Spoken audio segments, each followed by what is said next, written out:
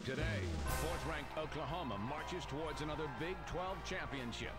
But standing in their way is a rough and tough Colorado defense that's psyched on stopping the top offensive team in the nation. Touchdown Sooners! Oklahoma, led by this year's QB sensation Sam Bradford, has an array of weapons to choose from. Kelly, DeMarco Murray, and senior Alan Patrick. The Sooner Schooner is operating at full throttle. The Buffaloes are home, where the air is rare and the defense is stingy. Fourth-ranked and undefeated Oklahoma on the road against those nasty Buffaloes. Next on FSN.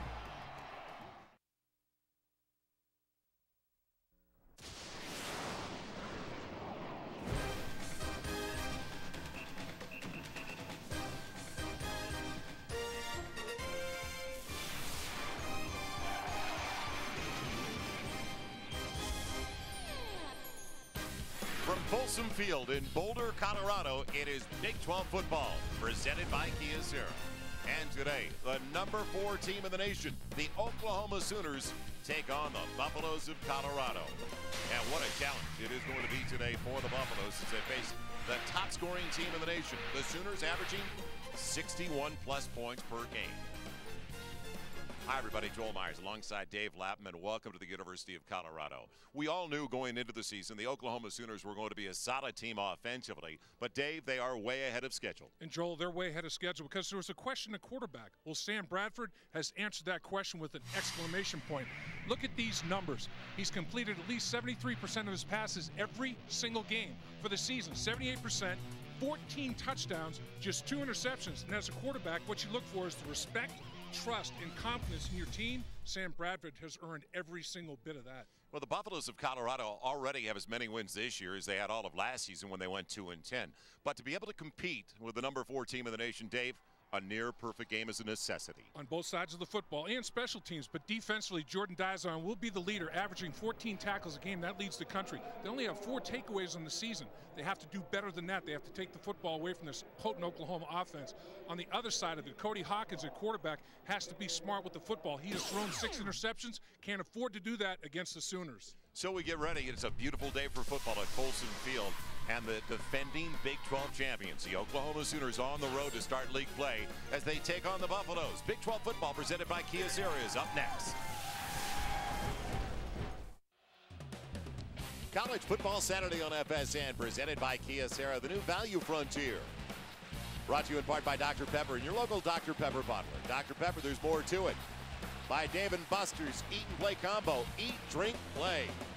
And by Mitsubishi Motors, driven to thrill.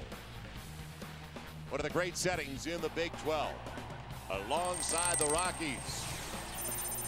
Homecoming weekend. Today's game presented in FSN HD and brought to you by Hitachi. So homecoming for the Buffaloes. And are these guys going to spoil it for them? The number 4 team in the nation, we'll find out over the next 3 hours. Let's head down to Jim Knox now. Knoxy. Coach, the game plan. How do you knock off one of the top-ranked teams in the nation in Oklahoma? What are the keys? Got to do our job. You know, we got a chance to make kicks. We got to get them. We got to get in the A gap. They throw you the ball. You got to catch it. Simple as that. We played against great teams. We got to put it all together. Best of luck, Coach. Thank you. All right, Jim, so we're ready to go. The defending champs on the road, and in fact on the road for 3 consecutive games. They started with 3 home games as Hartley gets ready to kick it away. Back deep over to the bottom side of the screen is going to be Byron Ellis, the running back, and then Terrence Wheatley, their big play artist, out of the secondary. He is a couple of yards deep in the end zone. So Hartley, the senior from South Lake, Texas. Fortunately, it's a good day in Colorado for that guy. Barrel and all. Game time temperature right around 70, and we are underway at Folsom Field. Good directional kick. From the goal line, it's Ellis. And what a collision at the 18-yard line. Give him the 19, and he paid for it. Offensive lineup, all presented by Colorado for head coach Dan Hawkins, his son starting once again at quarterback. And Cody throwing well over the last couple of games. A mistake here and there, but for the most part, you see the 275. He had better than 300 yards the week before in a loss to Florida State where they just couldn't convert on 3rd down. The thing is, Joel, 6 interceptions in 4 games. He's had mulligans, and you can't have mulligans against Oklahoma. Oklahoma's too good. They will take your mulligan, your mistake, all the way back to the house. You have to be sound in where you put the football against the Sooners. So a senior from Culver City, California, out of Venice High School, Byron Ellis is the starting tailback, not Hugh Charles. Charles, good man out in open space, and we got it right away. It's going to be a dead ball foul on a delay of game. Fence. That's 5-yard penalty. First down. How about an ominous beginning for homecoming? Our referee today is Randy Crystal. They got to snap the football before the play clock expires. I think some of the guys looked to me. Well, I guess there wasn't early. I thought the left tackle was a little bit early. Big 6'8" Tyler Columbus, but play clock did expire, and as you said, Joel, coming off the sideline, got to be ready to get to the line of scrimmage and run it. Now the back judge comes up and wants to reset the play clock. Now, what did Byron Ellis do so poorly on that first snap? Because he is out of the game already, and Hugh Charles is in there. Changed the play. Decided, you know what? I didn't like that first call. Gear, the tight end, shifts over to the left side. Toss it. Can he get a block? Oh, yeah. There goes Hugh Charles in this space.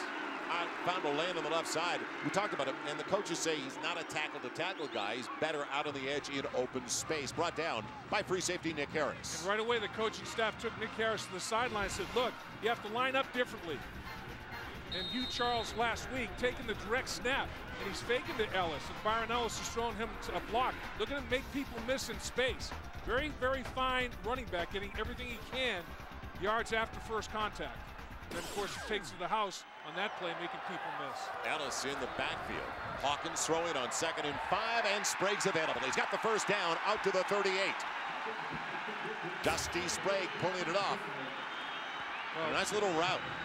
What you have to do if you're Cody Hawkins against Oklahoma's defense, Joel, is throw with anticipation and accuracy. You have to know the segment of the quadrant of the field you're throwing to and get the ball out of your hand quickly. That time, Cody Hawkins got the ball out of his hand very quickly and very accurately. It's going to have to be that way with the kind of sacks. In fact, they had 6 last week, the Oklahoma Sooners. So first down outside of the 38. Charles knifes his way between his tackle and guard for about 3 yards. Brought down by Alonzo Dotson, the right end. Defensively for the Sooners, and this is one of the best defensive units in the nation as you look at their 11. And Lofton coming off a career best 14 last week. They are 5th in total defense in the nation. We'll go over some of the numbers because they are gaudy numbers for the defensive unit. Lofton averaging 10.5 tackles a game.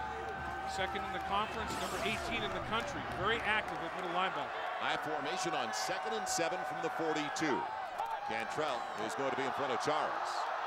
So the blitz off the edge. It is a run blitz, and the man off the edge got him, Reggie Smith, their big playmaker, especially on returns. The junior from Edmond, Oklahoma. No gain on the carry. In fact, a loss of a half a yard. And when Oklahoma is deciding to do that, that's when Colorado has to think about throwing the football. Is that a hot read, a check with me at the line by the quarterback? Yeah, and you know, they were at the line of scrimmage for a while. A lot of pressure on the offensive line to hold your water that long against a defensive front like Oklahoma. And they went with a hard count halfway through all of that lapse of time. And Colorado's offensive line, very, very disciplined. Almost got Oklahoma to jump. Marcus Granger was in that neutral zone a little bit. On the high snap out of the gun on 3rd down, Hawkins to the walk-on, Scotty McKnight. He's corralled right away. He'll be short of the first down by about 3. And McKnight, one of the great stories in college football this year, among the leaders in freshmen with receptions. Yeah, he's got 23 catches, Joel, averaging almost 13 per catch, a couple of touchdowns, and Hawkins feels real comfortable getting him the football. Even though Hawkins got rid of that ball so quickly, he was hit and taken to the ground by that sound Oklahoma pressure. They only rushed 4 and dropped 7 and still got a hit on the quarterback. Matt Delano, his net is only 34 yards. Let him go, guys. Reggie Smith waits. He'll take it back at about the 14. And he makes a miss. He's got the sideline, couple of blocks, and pulled down right at the 29. Otherwise, he may be gone for good. Big play by Brad Jones, the outside linebacker. A return of 15 yards after the 41-yard punt. Offensively, for the highest scoring team in the nation, Sam Bradford, that is the story right now. 78%. That's his completion rate, because we're not going to even get into the equation of how you get to pass efficiency. 78% with 14 touchdowns and only 2 interceptions. Mind-boggling. Completing better than 3 out of every 4 times he throws the football. Looking to the slot man, and it's put in the ground. Is it a catch now? Slot man Iglesias, and then it popped right through his arms. A junior from Killeen, Texas. Well, there was a little contact as well, but he should have caught this football, Joel. You're right. The ball is right on the money. Little crossing pattern.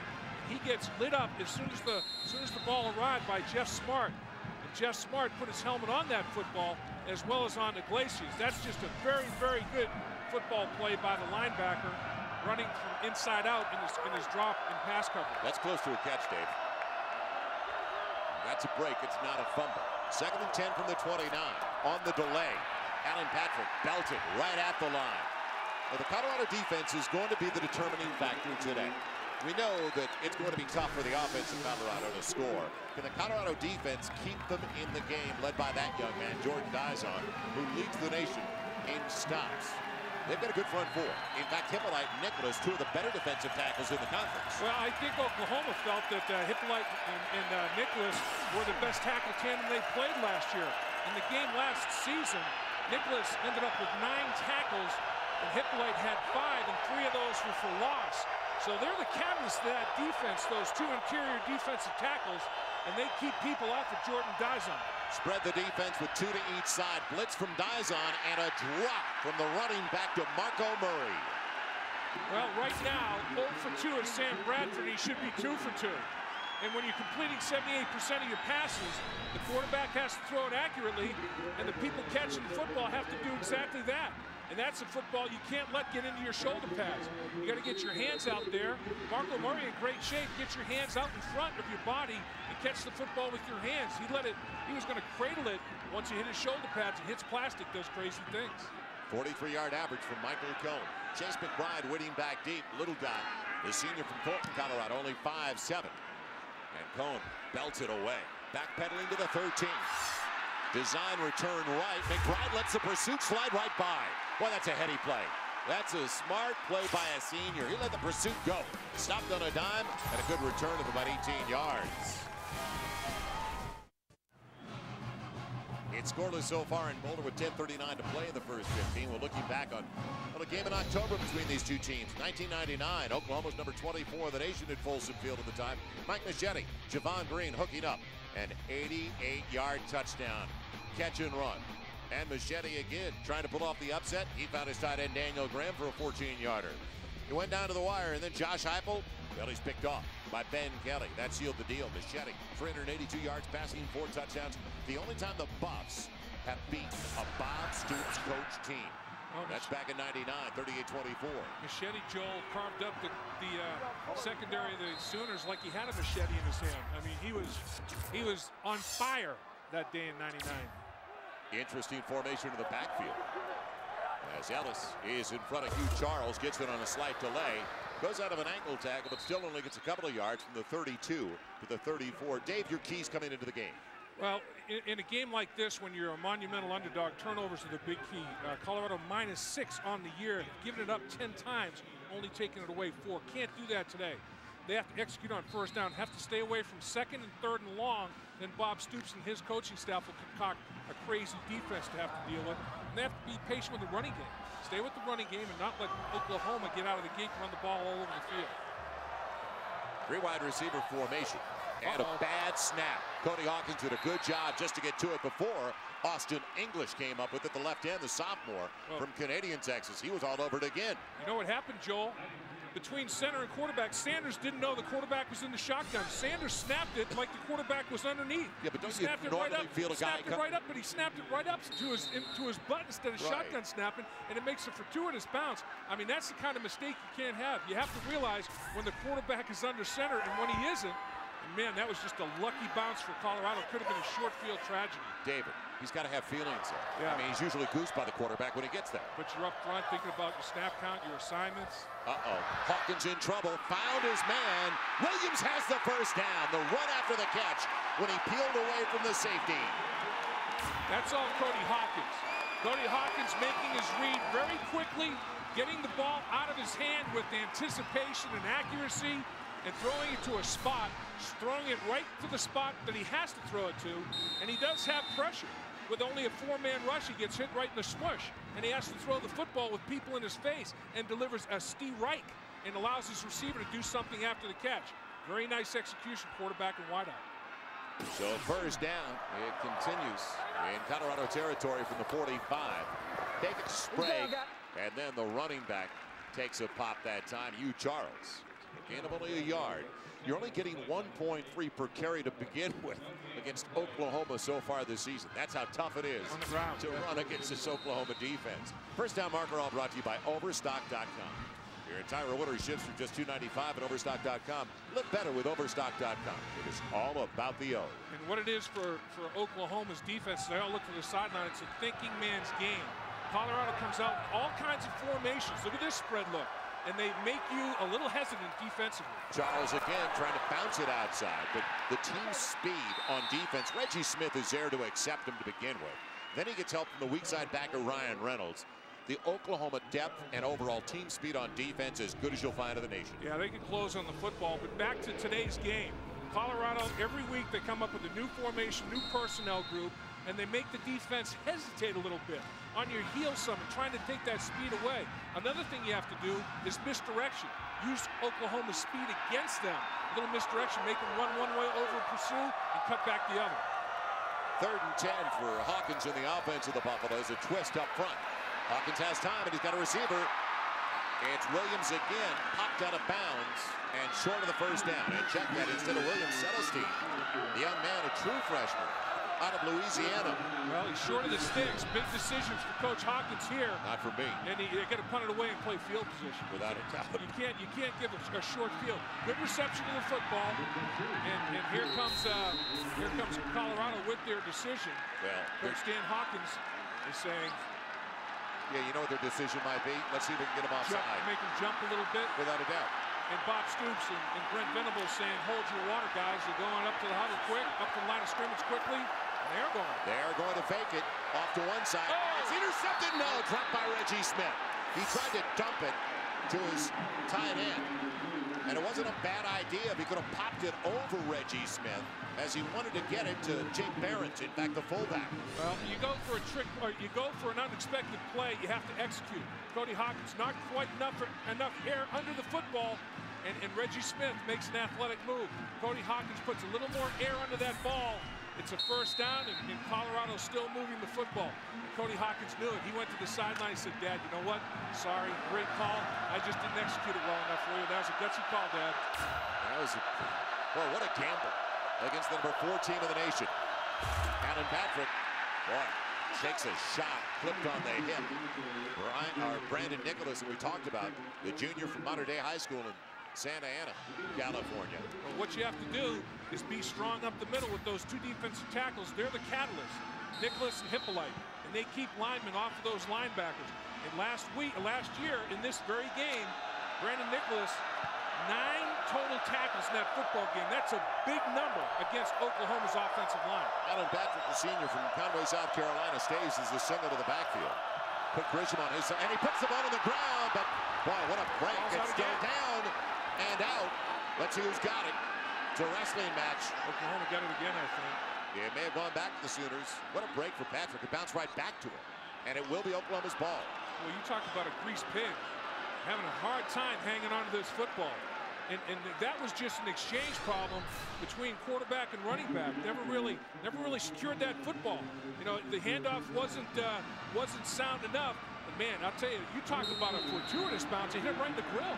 It made a high, he dribbled high, and he hit him right in the face mask, and he was able to secure it and went to the ground with it. So now it's going to be 3rd, a little more than 8.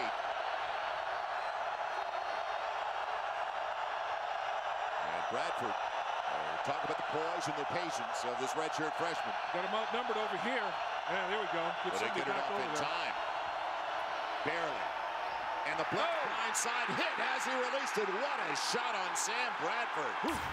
The defensive back off the edge, Jamal Brown. And Barrett there too. Man, Tell you what, that's big time pressure from the backside. And you know, Sam Bradford doesn't have eyes in the back of his head. And the blitzer comes clean. Barrett and the blitzer both hit him. High, low, and man, that's just some great emotion right there. Colorado's ready to play some football. And they came with that backside blitz. Quarterback never saw it. Barrett had a nice rush. They both hit the quarterback. Chase McBride waiting once again for the Michael Cone punt. And a real good one by Cone. Hang time is there, and McBride cradles it. Ooh. Back at about the 15. Good one so far. In Colorado, you can understand why they gambled. That's the kind of confidence right now that they have in their defensive unit.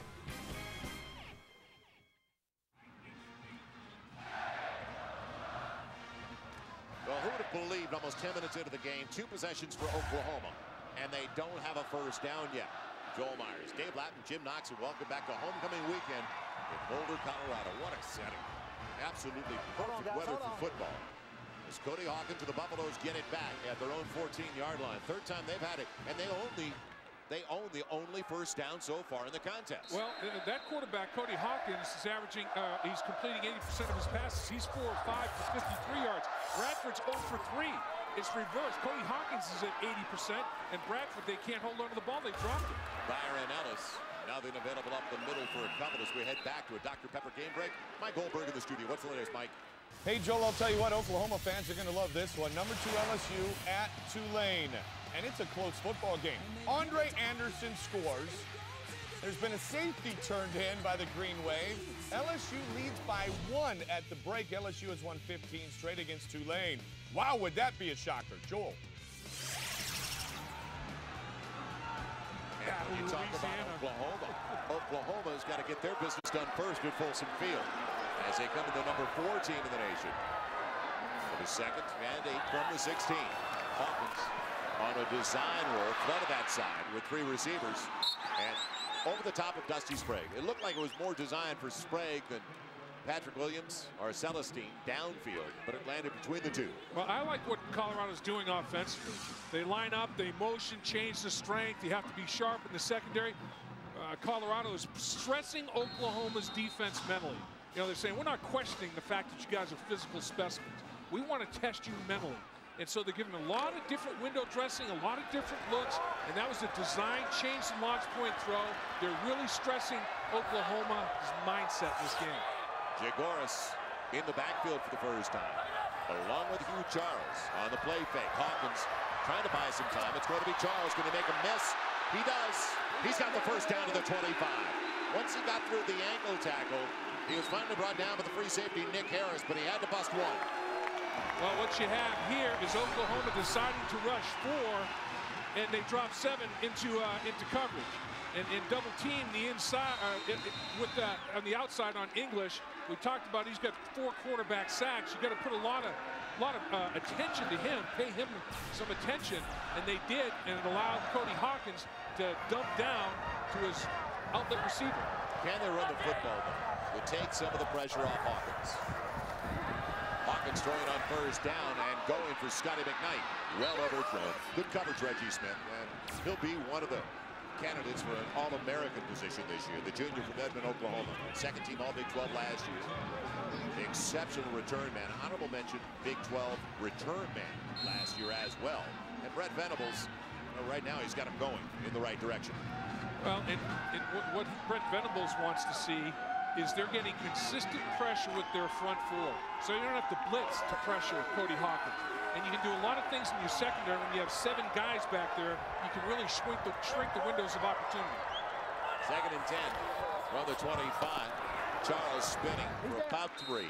Up to the 28 as we head downstairs to Jim Knox. Knoxy. All right, thank you, Joel. We just saw you, Charles, carry the football. The coaches have been working with them about taking the ball and getting up there, making the yardage. They say that he danced too much in the past, but right now they feel comfortable about him. Last week he had a breakout game over 100 yards against Miami of Ohio. He said the player he watched a lot growing up was Emmitt Smith. He's trying to imitate his style of run, but right now looks like he's off to a decent start. Just take the ball and get it up there, guys.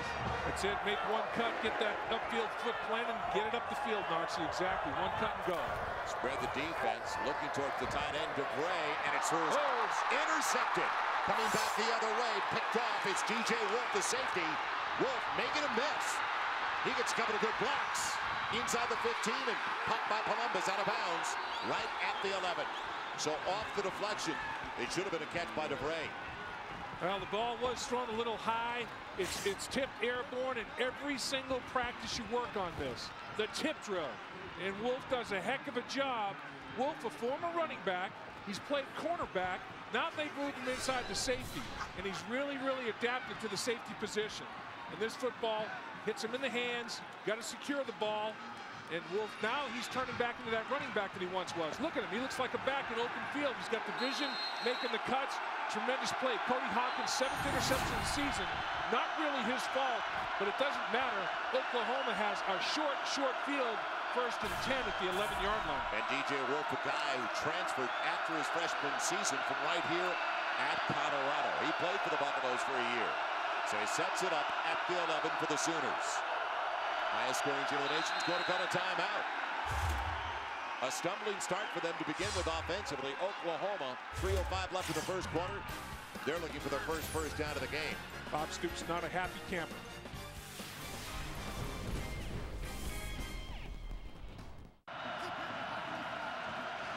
Sooners have it off a turnover with 3:05 left in the first 15. They've got it at the 11 in back for Colorado. Football doubleheader continues. UCLA, Oregon State after our matchup in Boulder. It'll be at 3:30 out here on the West Coast. UCLA coming off a win over Washington. Now facing a very good defensive unit of Oregon State. 1st and 10 for Bradford. Patrick in a deep single set. Chip Finley, the tight end. And it wasn't Patrick. In fact, Chris Brown. He doesn't get a thing.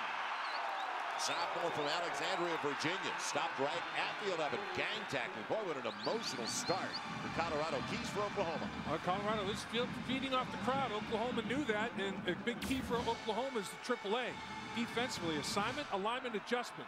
Get lined up properly. And then they want to be balanced offensively. They want to be able to run the football and throw it. So Colorado gets on their heels a little bit, and Oklahoma's not one-dimensional. And also handle success. Deal with the attaboys. You're 4-0, attaboy. Now you got to go to Colorado and play well. Give it off to DeMarco Murray. That didn't fool anybody. The gadget plays. They went trips on the right side in a bunch formation and brought Murray back the other way. Smart stayed at home. Colorado is coming downhill, Joel. This defensive football team is feeling a swagger. Look at them attack the gaps. There are some guys are getting double teamed, not being moved an inch.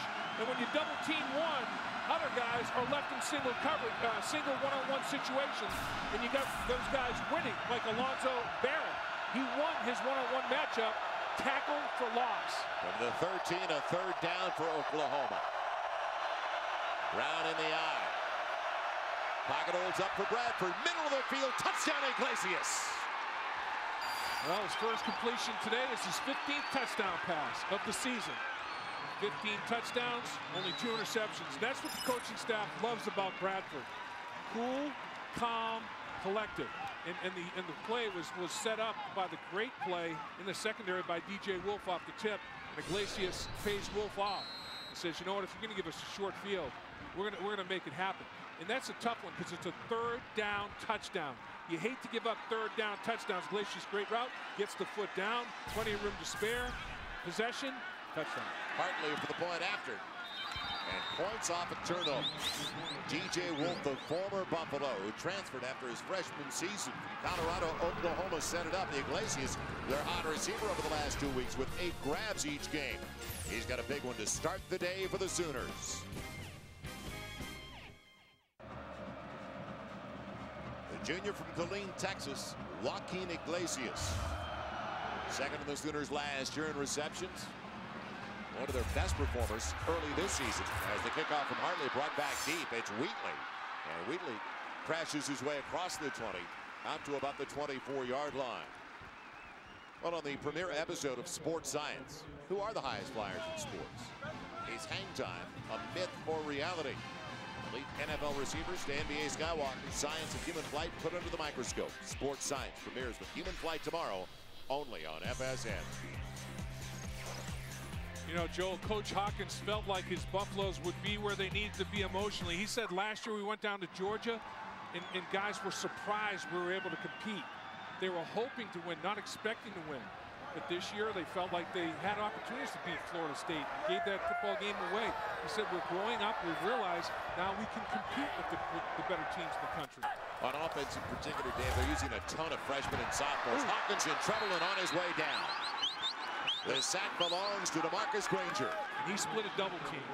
Marcus Granger just won at the line of scrimmage and won handily. And they're not having to blitz to pressure the quarterback. And that is the defensive coordinator's dream and offensive coordinator's nightmare. Watch the rush inside here. Beat, boom, the back tries help, boom, get rid of him, boom, take the quarterback down. That's like he's playing human pinball. Beat the guard, beat the running back, trying to chip him, take the quarterback down. Star on the forehead right there at Granger. That forearm to Hugh Charles like he didn't exist. Now Hawkins going opposite side. Williams needed a block. It didn't get there in time. And he's put down right at the 23. It'll bring up a 3rd and long. Granger, when you look up and down the roster, and there's so many Texans on this Oklahoma roster, you look at DeMarcus Granger in particular. Here's a guy who was the defensive player of the year his junior and senior years in high school at Kimball High in Dallas, and all over their board. Right. You see players that were all state, first team this, are defensive players of the year. And you know, Joel, that's what's making Oklahoma so great. They have competition at every single position group from quarterback on down. And it makes every single position group better. And you know, if you don't perform, they say, who's next? And the practices Tuesday and Wednesday are just unbelievably competitive. Should be the final play of the first quarter. Dead ball found on the left side of the offense. They didn't see it. The grab, not enough for DeRay. They needed 11. He got about 9. And that will be the final snap. Really looked like the left side of the line came up early before the snap, though. Nice tackle by Nick Harris to prevent the first down. After catch, no yards. So points off a turnover, the difference in the game right now. The number 4 team in the nation. Held only 7, though. Now a word from Dr. Pepper, your local Dr. Pepper bottler.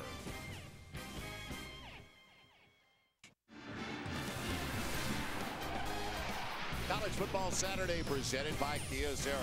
Welcome back to Folsom Field in Boulder, Colorado. Joel Myers, Dave Lappin, Jim Knox on a magnificent day alongside the Rockies. Well, the highest scoring team in the nation held only 7 points. And they had to struggle for that. It was set up in a short field, to say the least, only 11 yards. They needed to travel after a pick by DJ Wolf. Well, Oklahoma travels well. You see red all over the stadium. It's about between 11 and 12 hours. Fussbuster or no Fussbuster? Sooner Nation, yeah. They Sooner really Nation's travel everywhere. from Norman here to Boulder. Yep. Delano punts it away. Once again, it's going to be Reggie Smith. And he's usually good for 1 big play per game on returns. Another nice punt by Delano. Smith back at the 18, called for the fair catch early. Well, the balance has been there offensively for the Oklahoma Sooners. Is it going to continue? Yeah, it has been pretty balanced for Oklahoma percentage-wise. And this is skewed Colorado. They rushed for 359 yards last week against Miami of Ohio. Against Arizona State and Florida State, they had 5 yards rushing on 51 attempts. So they have to get that part of it going a little bit better. They have to be more balanced and be able to get that running game going and make Oklahoma respect that, because they're already pressuring Cody Hawkins with just their 4 down linemen. Got to be able to run it, take some pressure off of him. Finley, the tight end's the motion man. They run to the same side. And waiting for the pursuit to slide by Alan Patrick. By far his best run of the game. He gets 8 out to the 26. Well, this is a guy that lowers his shoulder pads and gets after you. When you have a big boy like a load bolt right here, okay, finish, lock him up, finish. Try to get him to the ground. That's a nice job. I mean, you're driving people 10, 15 yards off the plate. Load hold is a load. Man, once he gets his hands on you, it's like a big old bear has got his paws on you. He's the tallest to ever play at Oklahoma at 6'8". Patrick lunging right at the first down marker, may need a measurement to the 28 as we head back to the studio. Mike Goldberg and a Dr. Pepper game break. Mike? Hey, Joel, number 15, Kentucky taking on Howard Schnellenberger's Florida Atlantic team. And is there another Woodson ready to win the Heisman? How about Andre Woodson? The senior quarterback, 3 touchdown passes already today. Kentucky leads 21-10 in the second. Thanks, Mike. Kentucky, one of the real success stories in college football this year, and thanks to Andre Woodson's performances. Howard Schnellenberger, of course, coached at Louisville. And he said they were on a collision course for a national championship when he was down there. And he's the one that got the Louisville, Kentucky in-state matchup going again. And he's been trying to get Kentucky scheduled, but now they're playing so well, he's regretting that he did. That is the first down of the game for the Sooners. Of course, they had the touchdown pass. The touchdown pass was from the 13. So Colorado with 3 first downs. Oklahoma, surprisingly, has really struggled on the ground, as you mentioned. That has been the biggest mystery so far. There's been drops by Iglesias, also by DeMarco Murray. Right now, Joel, Oklahoma has not brought its A game, and Colorado is trying to capitalize. Little flanker screen, Iglesias. Can he get away? No. Great pursuit down the line by Jordan Dyson. We shouldn't be shocked, though, should we? Yeah, that shows you something right there. That's a linebacker who, when they got him out of high school, he was a running back. So in space, I mean, watch him take the proper angle. That's textbook. Get your helmet across the bow, across the body, and take him to the turf. I mean, this kid has got a motor. He's got a change of direction. He attacks the football, averaging 13.8 tackles a game. He is coachable, a true team leader. Anchors away across the bow. Absolutely. Get your head in front. Change the play. Nothing doing. Doesn't make any difference anyway, does it? They pound the running back. Hippolyte's there. So nothing there for Alan Patrick. Well, Alan Patrick last year, 110 yards, but it took him 35 lugs. I mean, you know, that's not a very efficient yards per carry. Coming into today's game, Alan Patrick averaging 9 yards per carry. Almost a first down every time he touched the football in the run game. Not sniffing those kind of numbers today against the Buffaloes. 1 for 3 on their 3rd down tries. Oklahoma looking at a 3rd and 7. Bradford out of the gun with the blitz coming. Single coverage for Iglesias and overshoots him. Wheatley did a good job. Every step of the way, Terrence Wheatley, their big play guy out of the corner, a senior from Richardson, Texas. Wheatley's got 7 passes broken up, leads the conference, 2 interceptions, ties for the conference lead. He's got Walters underneath, but it's basically him on the perimeter. And he just fly papers Iglesias. Wheatley is a shutdown corner, runs in the like 4.3, 240 range. He's got it all going on. Ashley Ambrose, former NFLer for 11 years, has been working with Wheatley here at Colorado, and he thinks he's going to have a big NFL career. Will they go after the punter? They're going to bring Iglesias over because the gunner shifted inside like he was going to go after it. Bad snap. Cone barely got it away. Then tried to set it as it goes out of bounds outside of the 25. But the official said, no way am I buying it, Randy Crystal, because he hit the deck. Yeah, he did. What he did was a great job of fielding the ball. It looked like a shortstop on the short hop. And on a bad snap like that, just to field it and get the ball away, he did a pretty good job. Nice hands right there. And get the ball out. Not bad. There was actually contact. We saw it on the way out, but Dave Latin, there's a difference with the contact that time on the snap. Well, there is a rule. When the ball hits the ground, punter's now free game. The ball hit the ground, he short hopped it, and now when he gets hit, either it's running into a roughing or whatever, it's a moot point. Once the ball hit the turf like it did, he is wide open for attack. It'll be a first down for Colorado at the 31. Short side toss. Charles gets a kick out block and takes on a man for a couple of extra. Jim Knox had talked about taking on someone, getting the extra yard or 2. He did that time. Got about 5 up to the 36. Remind you, the first down marker brought to you by Overstock.com. Save up to 70% on brand name products. Live better with Overstock.com. It is all about the O. Surprise so far. Highest scoring team in the nation held to 7. And Colorado now with solid field position. Can they get the equalizer? And that's a big deal right there. Generating long 5, short 6 yards on first down, staying on schedule. Stay on a 2nd and 3rd and long if you can.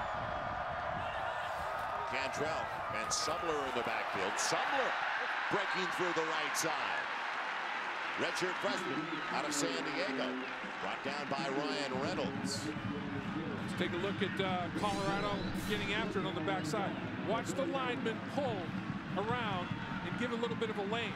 Block down, pull the guard, full back lead. Nice job. Reynolds does a good job of coming off the block. Reynolds is a guy that loves the game of football, because anybody that tears his ACL and LCL and rehabilitates after reconstruction on both and still wants to play, he loves the game. There's Mayava, true freshman who provided the block. Now they need a yard. They're going to throw for it, surprisingly. Cody Hawkins. Charles is available. Gets the first down inside the 40. Some felt if Oklahoma's defense is susceptible, it's downfield in the secondary. Well, a perfect throw by Hawkins. He puts the ball in the right spots. Right over the fingertips of Ryan Reynolds, the linebacker, inside of Nick Harris, the safety. He finds the hole, finds the window. Oh, just over Reynolds. And Nick Harris can't quite get there in time. Hawkins knows what he's looking at. He's got football IQ, and he delivered a perfect ball right there. Hugh Charles rewarded him with a nice catch. First down in Oklahoma territory at the Sooners 40. It'll be Charles following Ellis. They wanted it to go wide. He cut it back into the congestion. Curtis Lofton is there to wrap him up, the middle linebacker. It's a loss of about 2 yards. Colorado's gone two-back set quite a bit today, with Charles in the backfield with another member of the running back core like Byron Ellis on those particular 2 snaps. And in the two-back set, they like to use Charles in space as a receiver. And that's the kind of thing Coach Hawkins does. A lot of personnel groups, a lot of formations. Really keeps you on your toes defensively. And you got to line up, hit the right gaps, do all the right things. Really stresses you mentally. They run Robinson in motion and go the other way to Ellis in the flat. He's got it down to the 38. It's a gain of only 4. Great pursuit. And catching up on the play, Marcus Walker, Curtis Lofton, because it looked like with the misdirection they may have been burned. Yeah, and that's the thing. They can run, and they're not off their feet.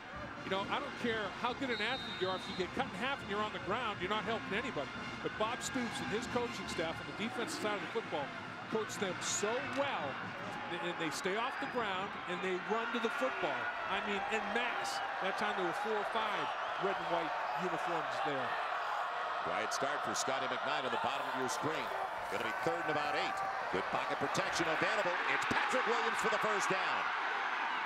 Pulled it off in front of Walker, the senior out of Waco, and they moved the chains on a key 3rd down conversion to the 26. Well, Oklahoma decides they want to try to blitz on this 3rd and long. And they say, you know, let's bring an extra one. So they bring Reynolds, and watch what happens. He gets taken down. That's a nice job by Ellis, who is the most complete back they have. Byron Ellis is a very, very strong blocker in blitz pickup, and he gives Cody Hawkins a lane, vision unimpeded, and they complete the pass. Charles and Cantrell comprising the I for Colorado to the 26. Charles, maybe a yard, tripped up by Alonzo Dotson, senior from Leaf, Texas, his nephew. Remember the name Dotson? Santana Dotson, Tampa Bay Buck. Good run with the Green Bay Packers. That's his nephew. Baylor University guy. And you know, we talked about the two-back set. They get the traditional one, Cantrell fullback with tailback, but a lot today they've used 2 tailback types. And they've used Byron Ellis in tandem with Hugh Charles. And it gives you a lot of versatility, a lot of flexibility. 7-0 lead for the Sooners. The best drive so far for the Buffaloes. It'll be Charles. He's got a lane, and there he goes. Can he take it the distance? Touchdown, Colorado!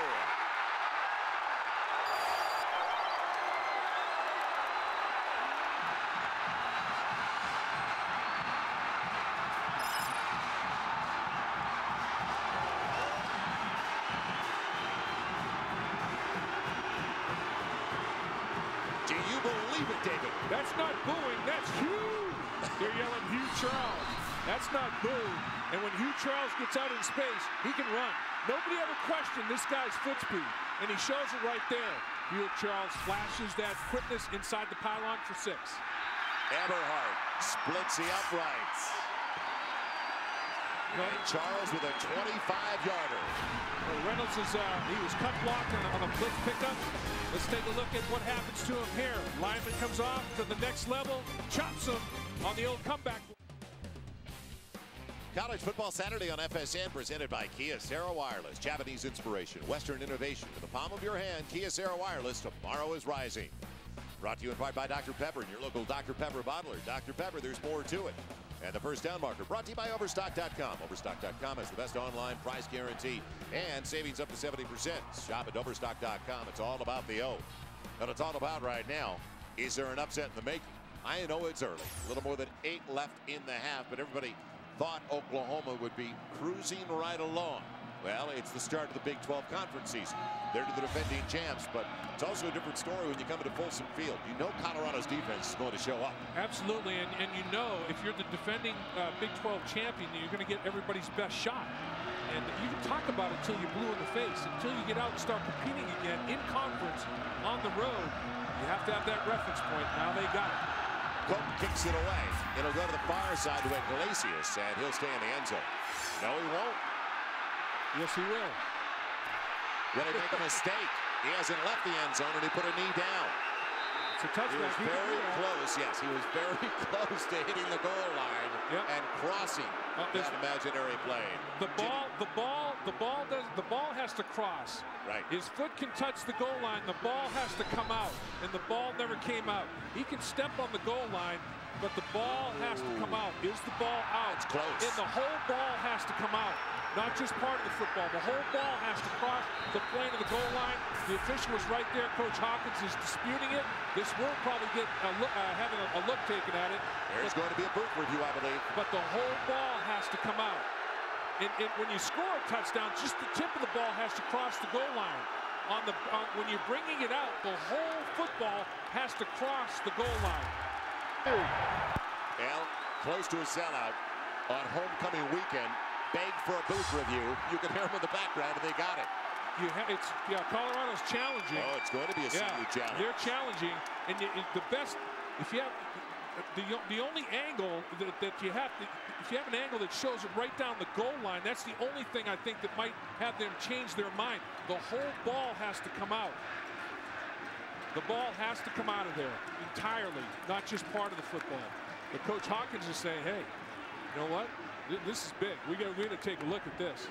Again, when you're going in to score, the imaginary plane of the goal line that goes vertically, just the tip of the football has to cross the very tip of the plane of the goal line. When you're bringing it out of the end zone, the entire football has to pass the very front part of the tip of the paint of the goal line. Didn't take long, did it? No, Randy Crystal. Right. After video review, it's determined while the player did step on the goal line, there is no video evidence that indicates that the ball was outside the goal line. Exactly. So it's a touchback. It'll be first down. An early celebration now turns into boos. Yeah, well, the people thought that everybody thought the same thing in the crowd. They saw him step on the goal line. That's not what constitutes coming out of the end zone. The entire football has to come out of the end zone, crossing the front of the goal line. And that didn't happen. And you can tell Iglesias knows the rule. Yeah, he knows the rule, but he is playing with fire. I mean, that's just like putting it in somebody's face. I mean, Iglesias took it to the nth degree right there. I mean, he was playing with a firecracker and almost went off in his hand. 8:26 to play in the half. It is all even at 7. So the highest scoring team in the nation really struggling, especially on the ground. Alan Patrick in the eye. Will they be able to get it off? Dizon turns it in. He doesn't get credit for the tackle, but he busts up the play, explodes it, and turns it in for a gain of only 2, almost 3. I like Dizon. His contact ratio, Joe, that's how we used to evaluate linebackers. The number of snaps you're on the field divided by the number of hits, you know, and you get a percentage. And most linebackers that are worth their salt are in the high 30s, low 40s. I bet he averages over 50% of the snaps that he's in. He's making a play on the football. He has a nose for it. Will they put it up on a play fake? Bradford. Yep. He's got Finley. There goes the tight end. Inside the 40. Beautiful play fake. Throws the backer and the safety. And John Finley. Kind of forgotten about because Gresham's been so good for this team. But he's finally brought down by Benjamin Burney. Yeah, and that's the matchup. It was the fake that got Burney sucked up.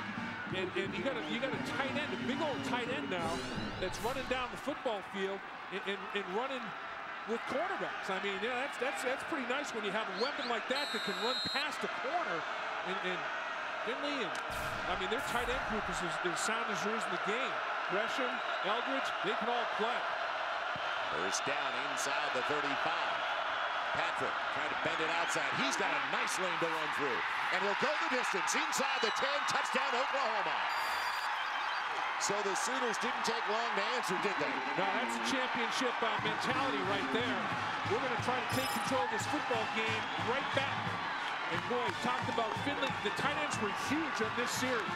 Finley makes the big catch on the play action, and Gresham has an unbelievable block on the edge for his running back. Watch Gresham at the top of the screen. Finley and Gresham, they double. Watch Gresham and Finley. Man, they double and come off. And Gresham sustains contact, 6'6", 260. Patrick says, thanks, boys. We'll catch up with you. Finley, 6'6", 265. Gresham, 6'6", 260. And they're tight ends. Hartley for the point after.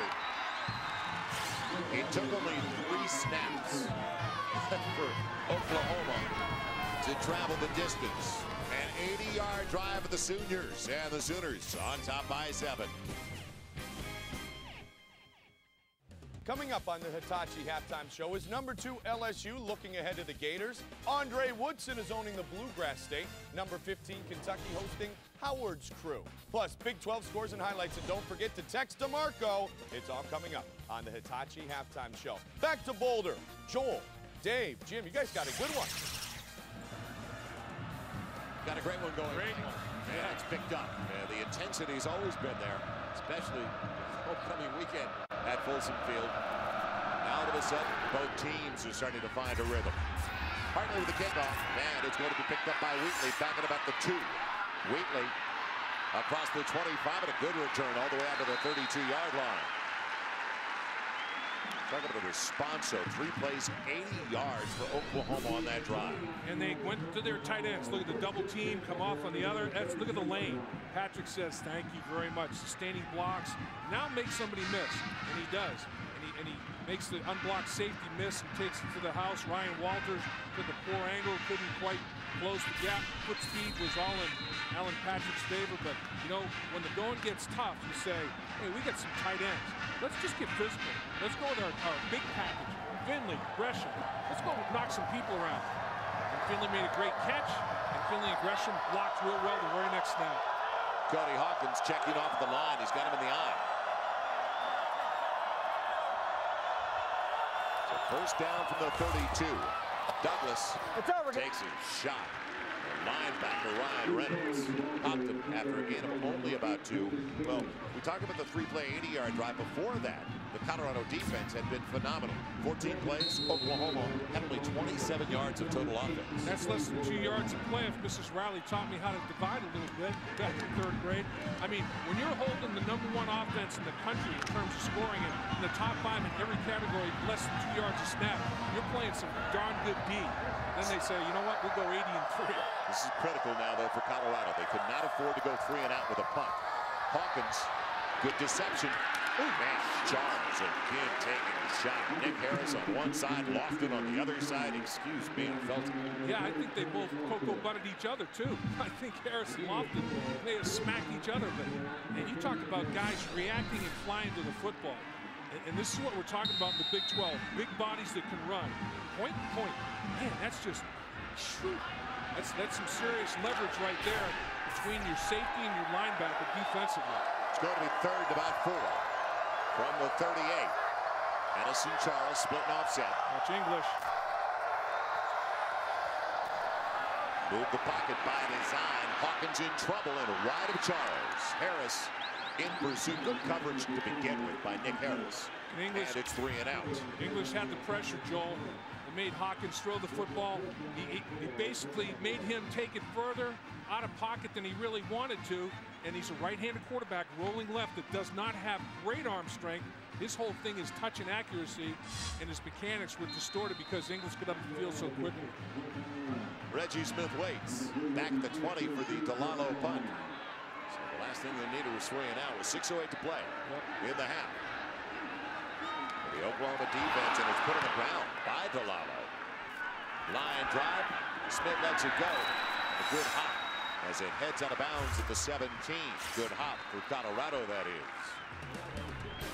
So at the base of the Rockies, we continue from Folsom Field. Oklahoma starting to pick up the pace.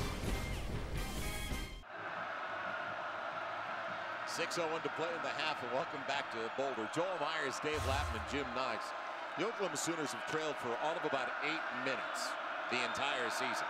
And as Tulsa, when they got an early lead, they're the only team that had a lead on Oklahoma. What happened the rest of the way is Oklahoma just grinds on you, wears you down. They've got it 1st and 10 deep in their own territory. The dump off, Patrick making a miss in the open space. Boy, what a nifty move he put on the defensive back on that side. Lionel Harris, I felt for him. Yeah, 61+ points a game. And notice when we look at the leaders in scoring this year, 3 of the top 5 are in the Big 12. And just about 50 points for Tech, just under. Kansas and Oklahoma over half 100. Pretty strong offensive performances in non-conference play.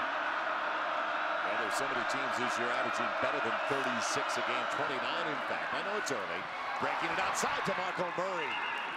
Boy, what a talent he is. Out to the 40-yard line, a gain of 11. Harris got to him. Murray, a redshirt freshman out of Las Vegas, all-round exceptional athlete. In fact, all-state in football. And Dave also led his high school basketball team to a state title. And I'll tell you another talent. Lodeholt and Robinson eclipsed the Sun over there on that left side and just drove people off the line of scrimmage and ended up knocking them backwards and down. I mean, 6'5", 330, 6'8", 350 next to each other. How do you see? It's a good-looking kid, Murray.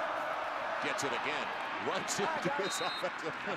Duke Robinson said, I'll escort you. Did I get in your way? I'm sorry, the junior left guard from Atlanta.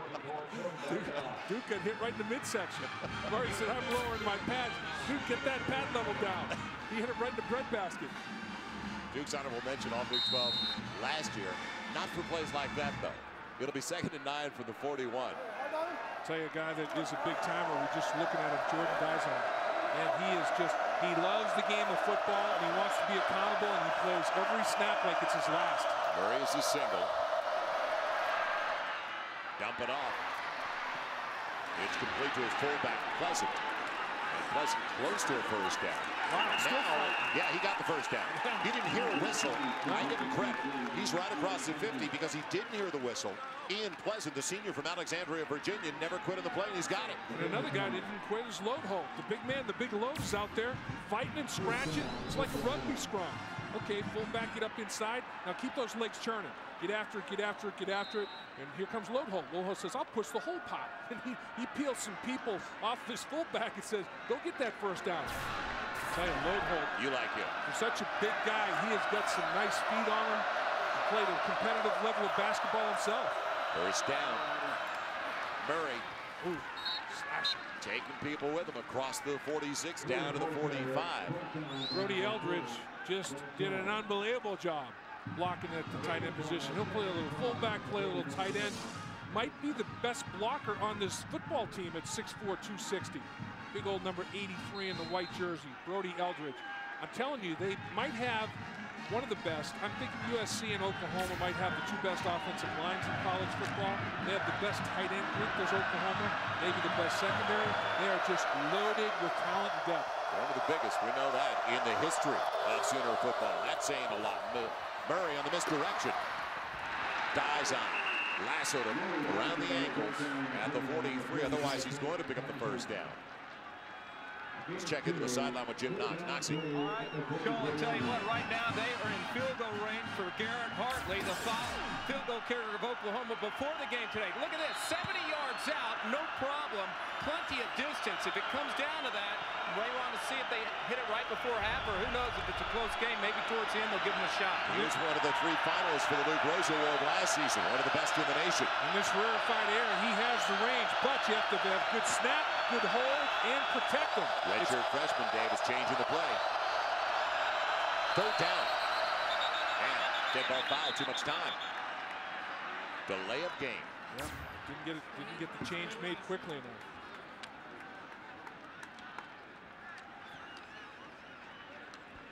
Substitution infraction. Ooh. Defense. 3-5. Had 12 players on the field. Well, you know, in the beginning of this drive, Colorado had 13 players in the field, ran 2 off as Oklahoma ran on the football field from the sideline. That time, they were trying to do the same thing. They're trying to match up with what Oklahoma does personnel-wise, bringing in the big tight ends. Now they get Gresham and Eldridge in there.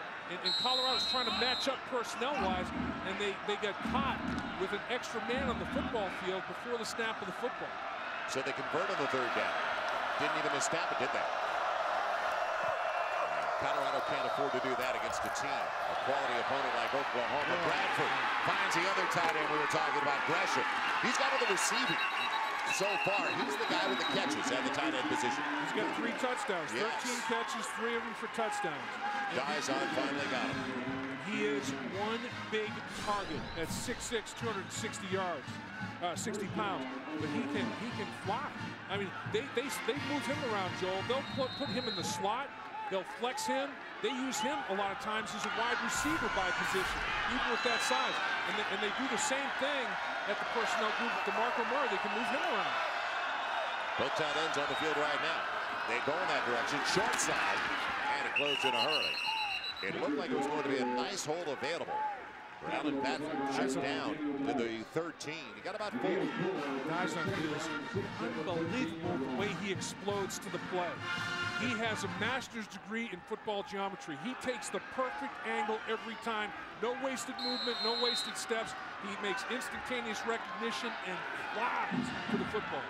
Now you saw the way Oklahoma with Bradford looking for the big guys you've been talking about, getting the tight ends involved much more this year than they were last year. Well, here they all are. All 3 of the tight ends on the right side of the formation. It'll be 2nd and 6. Just motion went out. Patrick trying to bounce out. Nice stiff arm by Alan Patrick, but the other man coming up out of the secondary got to him. And a good play by Jeff Smart, in fact, the linebacker. Brad Jones got stiff arm. He got hit right in the smush. I mean, he's trying to come off of the block by the big tight end Gresham. He's fighting off the block.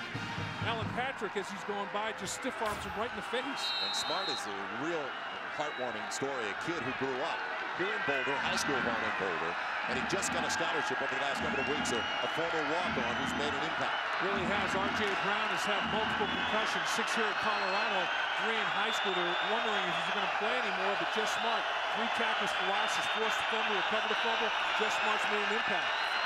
Huge 3rd down for the Colorado defense. And it was a delayed game for Bradford. Delay, offense. He has flirted a couple of times with it. And they've been coaches. We have a timeout that was requested by the coach on the sideline. They're looking at the clock, and they can do that. They can request the timeout before it expires. Hard to believe Bob Stoops. And I looked at the numbers, and unbelievable numbers. Overwhelming what he's done. But it's still surprising. It's already his 9th year. Doesn't seem like it's been that long. For more on halftime, Jim Knox. All right, thank you, Joe. Halftime show, the Hitachi halftime show. We'll head to the studio and join Mike Goldberg, DeMarco Fall. They have LSU highlights going against Tulane. Also, Big 12 scoreboard and highlights. You guys ready for halftime? Right on cue. You got to love that, Joel and Dave. Yeah, Mike and DeMarco. There are guys. Man, Knox.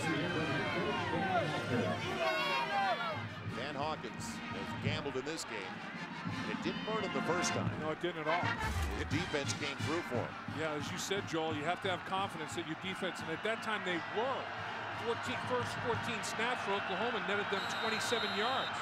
And he went for him that 4th and short. Cody Hawkins just tried to shot put it, and he aimed it instead of threw it, and it didn't work out. Spread the defense now trips. Iglesias, Kelly. Emmanuel Johnson over to the near side. Murray the other way. Wanted to go back to Murray's side. Gets the block from the tight end. Now can DeMarco Murray break more tackles? No!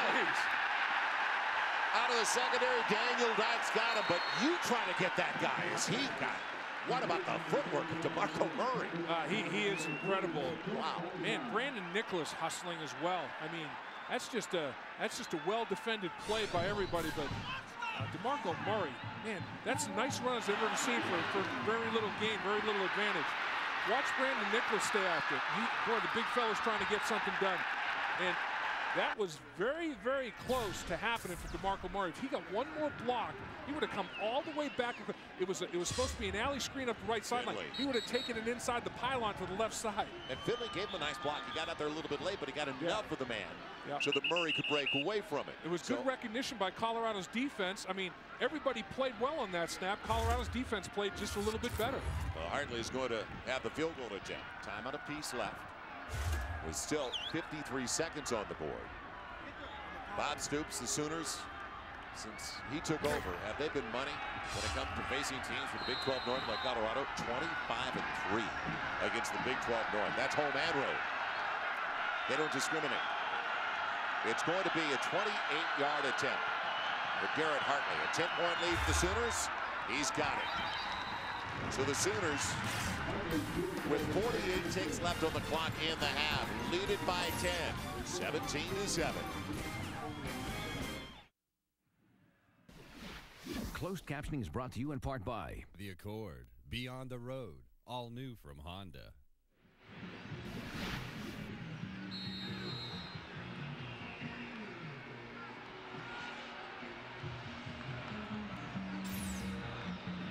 (17-7) Oklahoma.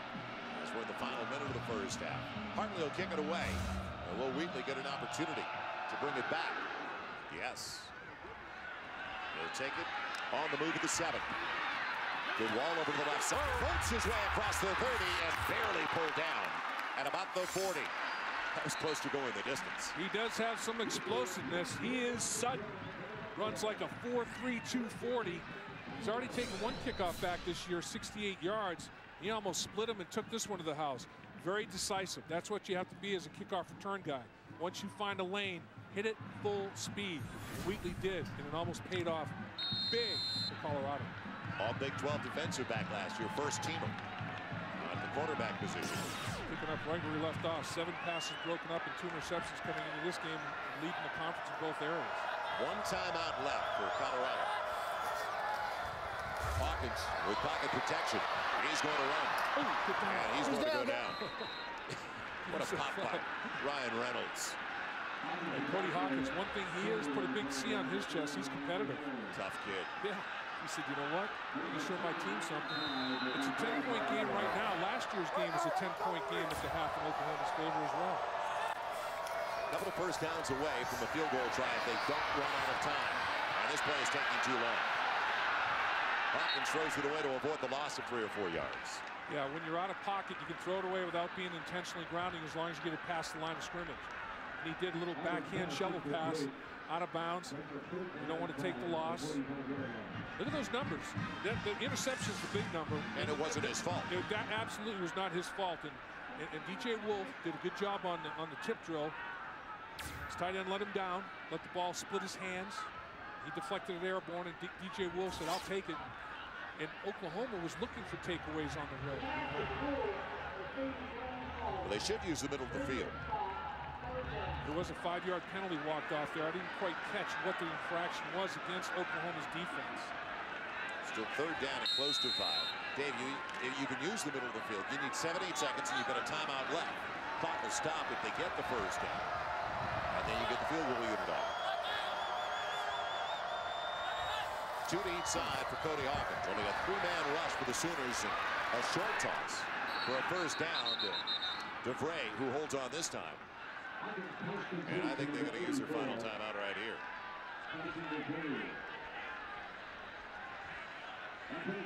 Once they put it on, yes, they will. They'll use their final timeout. They had to. Yeah. Because once they place it and spot it, clock starts. Well, and when you rush 3 and drop 8, and you have 8 athletes who can run like Oklahoma has, there's no place to put the ball down the football field. And Cody Hawkins doesn't have a super strong throwing arm anyway, and those windows get very, very small. Well, Oklahoma started it all off scoring-wise off a pick. Yeah, and it was a catchable football. Tight end didn't, DJ Wolf did, and it led to this touchdown by Iglesias. That was the first completion of the day for Bradford. It was his 15th touchdown, and then Hugh Charles gets in space, and he is a great runner in space. He has speed. Patrick, his tight ends, secure the edge for him. He makes Walker, the safety, miss. He's off to the house. So there have been some big plays. But overall, both defenses, I think, have been the story in this football game for the most part. And Oklahoma with 174 yards of total offense. If you double that, I think Colorado would say holding that team to 348. Yep. So Hawkins on a low snap out of the gun. What kind of arm? The tip drill, and it's batted away. Yep. That will be the final play as Wolf knocked it down. Yep. The man who came up with the interception. We'll go to the locker room on homecoming weekend, and Oklahoma trying to play the role of the spoiler, at least for homecoming purposes. The prohibitive favorite is up by 10 at the break. Bobby Jack Wright went up to DJ Wolf and pointing to his head, said that's a way to think. Don't mess with it. Don't tip it around. Knock it to the ground. And let's go to halftime. And let's head downstairs to Jim Knox. Knoxy. All right, thank you, Joel. Coach, I tell you what, a defensive battle here early. That's the story of the game. Your offense starting to put points on the board late in the second quarter. Your thoughts on how first half went? Yeah, we started slow. They did a nice job defensively. We dropped some balls, you know, early on that hurt us. And but they're playing good defense. We knew that they do. We're playing good defense too. So we just got to keep it going. Appreciate the time, Coach. All right, now let's head to the studios and join Mike Goldberg, DeMarco Farr for the Hitachi halftime show. Take it away, Mike. Jim Knox, thank you very much. Remember, Oklahoma, the highest scoring offense in the nation, coming in. Welcome to the Hitachi halftime show. Mike Goldberg, that's the big man, DeMarco Farr. We're excited to hear from you. Text us right now, 310-739-7149. DeMarco loves to be stumped. Still ahead, game 2 of our doubleheader from the Pac-10. It's UCLA at Oregon State. Ben Olsen is back, looking to beat down the Oregon State Beavers. Plus, might Oklahoma be looking ahead to the Red River rivalry next weekend against Texas? All that and more next on the Hitachi Halftime Show. Welcome back to the Hitachi Halftime Show. Sam Bradford, Joaquin Iglesias, 13 yards. OU leads 17-7 at the break. Scores and highlights. Number 2 LSU at Tulane. Tulane down 7-2. Little play action fake here. Watch the play fake. You got to stay home if you're the right end. Do your job. Stay at home. This wouldn't happen. Tulane actually led 9-7. Fourth quarter, LSU up 20-9. Charles Scott. But you can't coach speed, and he's got it, and the rest don't. It was close for a while. LSU is going to get the victory. To the ACC. Boston College hosting UMass. Look at the push up front, the nose tackle. He's in the end zone. That's not where you want to be if you're a nose tackle. Great push up front. And then Ryan is so dangerous on the move, and this is why he's so accurate. Not many quarterbacks can roll to the right and still hit a guy right between the numbers. Number 14, Virginia Tech in the ACC against North Carolina. Tyrod Taylor. Looking for a hero. How many guys had a shot at him? About 3 or 4, and he winds up in the end zone anyway. You know what? This man can intercept footballs here. Tip drill. Oski, that's football talk, means I got it. Now go pick up a block. Vatek doing a good job with it. Frank Beamer knows what he's doing. Still pretty close in the fourth, though. Just a 7-point game. Number 15, Kentucky against Florida Atlantic. How good is Andre Woodson? Very good. Put some air under the pass here. Receiver wins the hand fight. Gets in the end. Great body control. Now watch this. Does he remind you of Chris Leak with that release? A teeny bit. That long release, balloon ball, gets into the end zone. He actually kept it before he crossed it. He had 4 touchdown passes in the first half alone. To the Big 12, Texas A&M hosting Baylor. Stephen McGee. Mike Goodson, oh, you got to bring the arms or he'll be gone. That's not how they teach you how to tackle. Good hit, but they score. And a nice token dive there. I love it. This guy gets stuff on screen. And then the Aggies looking good. McGee goes deep to Kerry Franks. And he takes it to the 1-yard line, and it is 17-3. Elsewhere, how about this surprise in Lincoln? Iowa State looking for what would be a huge upset on this day when things are interesting. Nebraska's won 14 straight against Iowa State in Lincoln. Back to LSU, though. We talked about it a bit with Oklahoma. LSU perhaps looking ahead to Florida. They opened up pretty sluggish against Tulane. Definition of a trap game when you look at what LSU has to do. Big game with Florida looming in the background. Tulane has lost 31 straight games to ranked opponents. They made a quarterback change before game day. LSU kind of got worried about perception is everything right now. You've got not only to win, you have to dominate. LSU not playing up to standards right now. And as you said earlier on the kickoff show, you think 3 will go unbeaten, and those include Oklahoma and LSU. Don't forget, it's your last chance to text, so do it right now, and DeMarco may just answer your question on live television. We are at the half. 17-7 Oklahoma leads, and you are watching the Hitachi Halftime Show on FSN.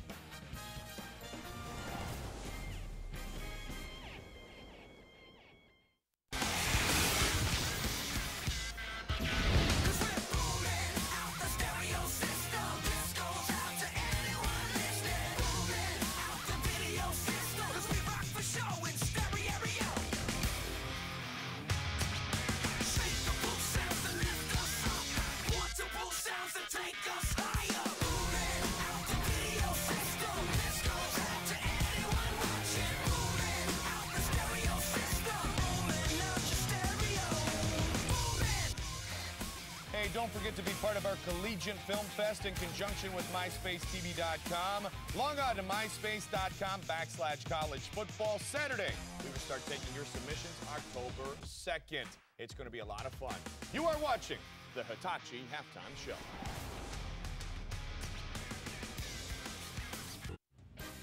Welcome back to the Hitachi Halftime Show. How about Hugh Charles? You know who? That's who? Hugh Charles. DeMarco said he can run. 25-yard touchdown still. The Buffs trail to Champaign, Illinois. For more scores and highlights, number 19 Penn State at the Fighting Illini. Can't trade 1 for 1. Sometimes you got to beat a guy, or 2, or 3 to get into the end zone if you want to win football games. Don't bail. Say it. Aurelius Ben with the touchdown. You were bailing out there. Well, they pay you the big bucks, and then something like that's how you get in the end zone. Just run over everybody. Penn State 10-1 against the Illini since joining the Big Ten. Good football game there. Number 21 South Carolina entertaining Mississippi State. Boy, Dixon is a load. You know he's bigger than his fullback? No. He's 240 pounds. Let me tell you, you don't want to get in the way of this guy. When Dixon gets a full head of steam, he's hard to stop. Watch it here. Cuts it upfield, and I'm in the end zone. You're not. We're winning. Anthony Dixon into the end zone. All right, here we go. Number 25, Purdue and Notre Dame. I love this. My favorite highlight. Watch this catch. Woohoo! Right over the back shoulder. I turn around just the way we rehearsed it in practice. I love it. Then, hit as he throws. Lord, just give me one more step, and look what I found. A touchdown! Yeah, and Clausen is not in the game any longer either. And then on the scoreboard, it is Georgia tied with Ole Miss. Remember, last week it took overtime for the Bulldogs to win. A lot of fighting those Rebs, yeah. You ready? Oh, yeah. Text Bring it. time here on the Hitachi Halftime Show. Let's get right to it. After Oklahoma and Texas, who is the 3rd best team in the Big 12? Mark. I know this right off right now. I'm going to say Mizzou. I think Mizzou is the 3rd best team in the Big 12. Will Colorado be a top Big 12 contender soon? Jason. Depends on what you call soon. 2 or 3 years, yes. Next year, no. Olivia, who would you give the Heisman to today? Darren McFadden, without even blinking. He's the best running back in the country right now. With Ben Olsen back, will UCLA beat Oregon State? Nikki wants to know. Good to have Olsen back, but not enough. I think Oregon State rolls today. And, of course, that is game 2 of our doubleheader here on FSN. Speaking of 2s, it's time to enjoy the second half. We're here all day long. All day. And this has been the Hitachi Halftime Show. Back to Boulder in a moment, guys.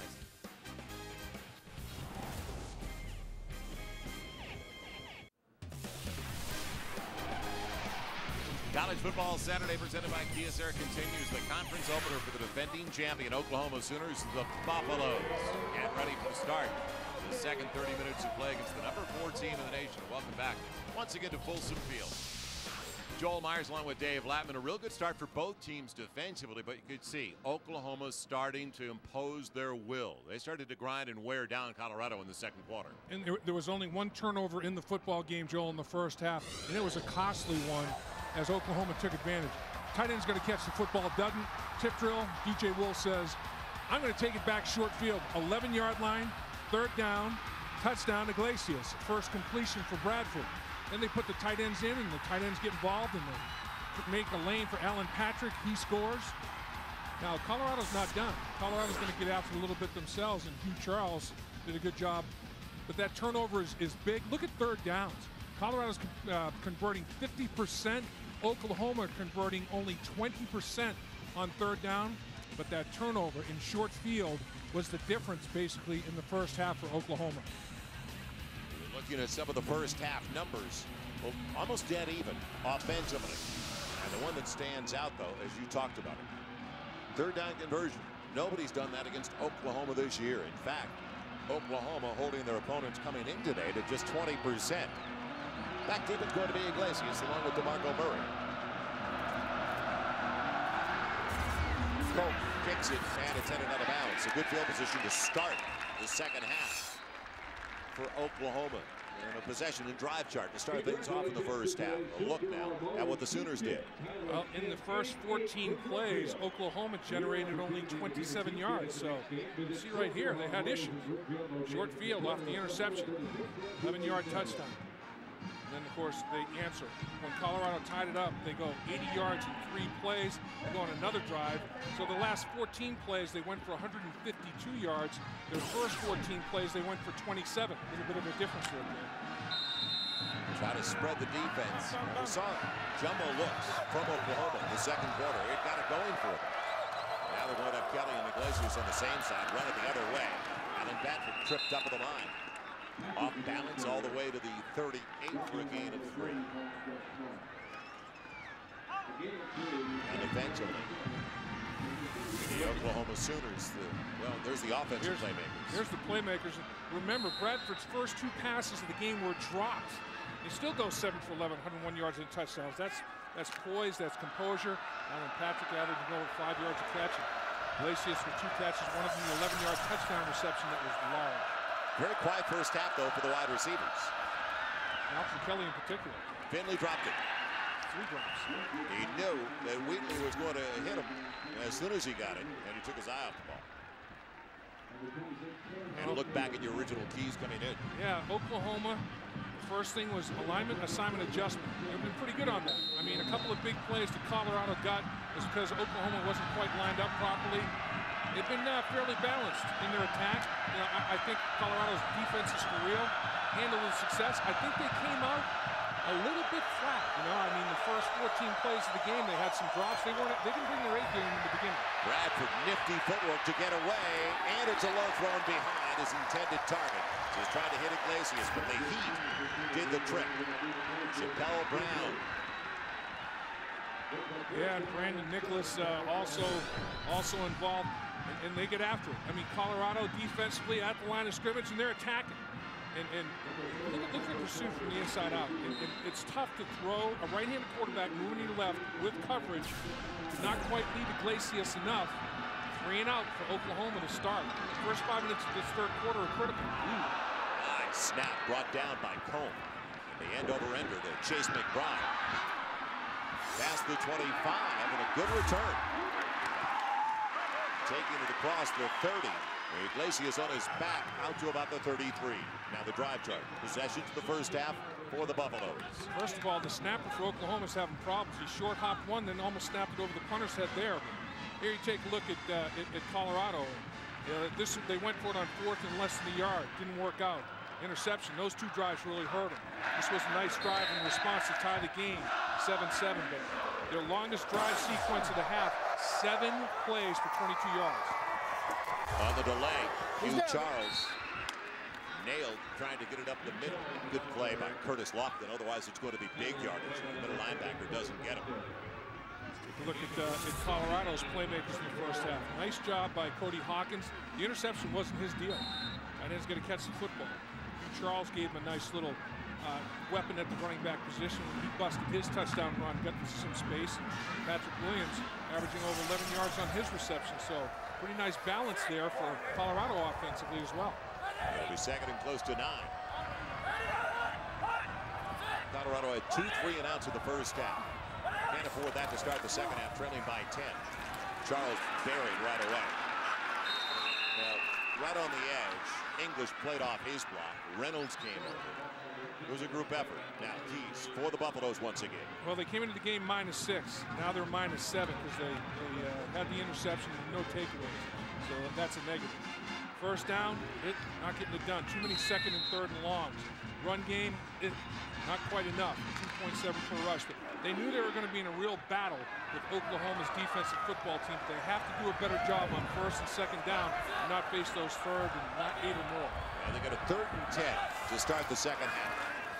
Pick up English, pinch him inside, buys time for Hawkins, but it's picked off again. There goes DJ Wolf with his second grab of the game.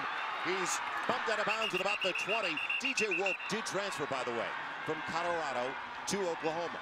And we were told that before the game. But it was in high school. When he was in high wasn't in college. Well, Jagoras should have caught this football. This ball goes off the fullback's hands.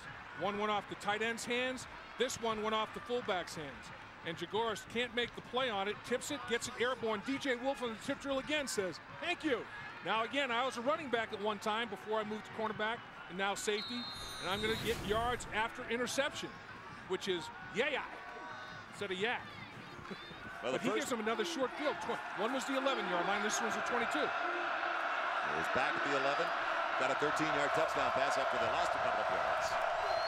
It's time at the 17. My bad, 17. Alan Patrick is the single. Bradford changing the play. It'll be Patrick busting it up the middle, breaking tackles. He's in. Touchdown, Oklahoma. Did they capitalize or what? I mean, when you make mistakes, Joel, they make you pay. They make you pay for those mistakes. And you just can't do it. You can't turn the football over against Oklahoma. And turnovers on the road are real big for the visiting team. They're game changers. And DJ Wolf has made a couple of game changers. This time, instead of losing yardage, they just said, let's get after Colorado. Let's still establish ourselves at the line of scrimmage and let our guy who runs people over, Alan Patrick, take it to the house. Hartley for the point after. So 14 of the 24 points for the Sooners. Short fields, direct result of turnovers. Patrick, 17-yard touchdown run after TJ Wolf set it all up. It's getting away from Colorado early in the second half. We'll come back after a word from Dr. Pepper, your local Dr. Pepper bottle. College Football Saturday on FSN. Brought to you by Hitachi. Only Hitachi HD TVs capture all the sports action. By Keystone Light, the beer that is always smooth, even when you're not. And by Kia Sarah, the new value frontier. Now, Oklahoma puts a lot of teams in this position. They get you out of the game plan that you wanted to orchestrate on your home field. They get you down and possibly out early and get you away from what your script was. Yeah, but you can't at this point in the game, Joel, with 12 minutes to go in the third quarter, you can't let your game plan come flying out the window. You still have to stay balanced.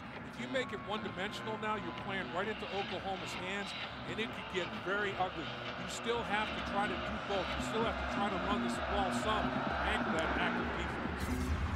Line drive, Wheatley showing good hands just inside the goal line. And Wheatley takes a shot across the 25, out to the 27. So DJ Wolf, his second pick of the game, set it all up. Yeah, he's been Johnny on the spot. And you know, you run to the football, good things happen. He was running to the football, trying to stay involved with the play. The ball's tipped right into his possession and short field. And Alan Patrick says, I'm running through you and I'm scoring. I mean, a one-play drive after the takeaway. Takeaway, touchdown. That's a 1-2 punch. That's a punch to the gut, followed by a right cross to the chin. Will Colorado be able to recover, show some resiliency and rebound? Let's see. Demetrius Sumlin, true redshirt freshman from San Diego. The old Uni High, they call now Cathedral Catholic. Has the man on his back, Baker, the strong side backer out of Carrollton, Texas. And it's a gain of about 2 up to the 29. First down marker brought to you by Overstock.com. With the convenience of shopping at home, you can save up to 70% on amazing deals from Overstock.com. It's all about the O. You know what the toughest thing to do, Joel, is don't let one bad play linger and make one bad play too. Colorado let that happen. The interception was a bad play, no doubt. You can't let it linger and give up a touchdown on one play. You can't let one bad play turn into 2, 3, or more. Center changing blocking assignments. You can see that. And a bad snap at that. Hawkins adjusts, and he's got a first down. Josh Smith, a true freshman. Moorpark, California, out in the San Fernando Valley. What an ad-lib by Hawkins. He remained calm, and you know, he kept his composure. The play, got to take my eyes off coverage, but I know where I want to go with the football. Let me pick this thing up and get there. And he threw it to the most explosive receiver in the receiver group, Josh Smith. 6 feet, 180 pounds, can really stretch the football field. So first down out to the 45. They needed to sustain anything at this point. Keep the Oklahoma offense off the field. Here comes the blitz. Smith gets him. Reggie Smith flies with the collar. Got him high. They got him low too, but Smith was the first. Yeah, they blitzed him. They put Lindy Holmes over the top in coverage on the wide receiver Josh Smith, and that brought Smith on a blitz, and he just comes off the edge and detonates the quarterback. I mean, Cody saw him at the last second, and all he could do at that point in time is protect the football, secure the ball. Reggie Smith was running untouched, unabated to the quarterback. Only 2 sacks so far compared to 6 last week against a throwing team. Tulsa likes to put it up in the air. Hawkins and almost picked again. Real breakdown for Cody Hawkins. Lenny Holmes should have had it. He was looking in the direction of Celestine. That wasn't even close though. No, he and Celestine kind of looking at each other after the play. It seemed like Celestine was nowhere near where Cody Hawkins thought that he may be, based on what unfolded coverage-wise. And now the challenge for Coach Hawkins to say, look, guys, played a great half. Don't let one sequence of a turnover, short field touchdown diminish what we're doing here. Let's pick it back up and stay after things. 3 wide receivers in the formation on 3rd and 18. Hawkins in trouble again. And a short one. Scotty McKnight doesn't have a catch. 23 coming into the game, which is 3rd best among freshmen in the country. But it's been that kind of day. Well, both teams, Joel, have taken the primary guys out. McKnight's been taken out, and also taken out of Oklahoma's deal is Malcolm Kelly. So other guys have to step up, you know, and you can take one guy out of it, but Oklahoma has more weapons to go to than Colorado does, and it's starting to show during the course of this football game. Reggie Smith, the man who put Colorado in a hole, waits for the punt from Delalo. Another good one by Mack.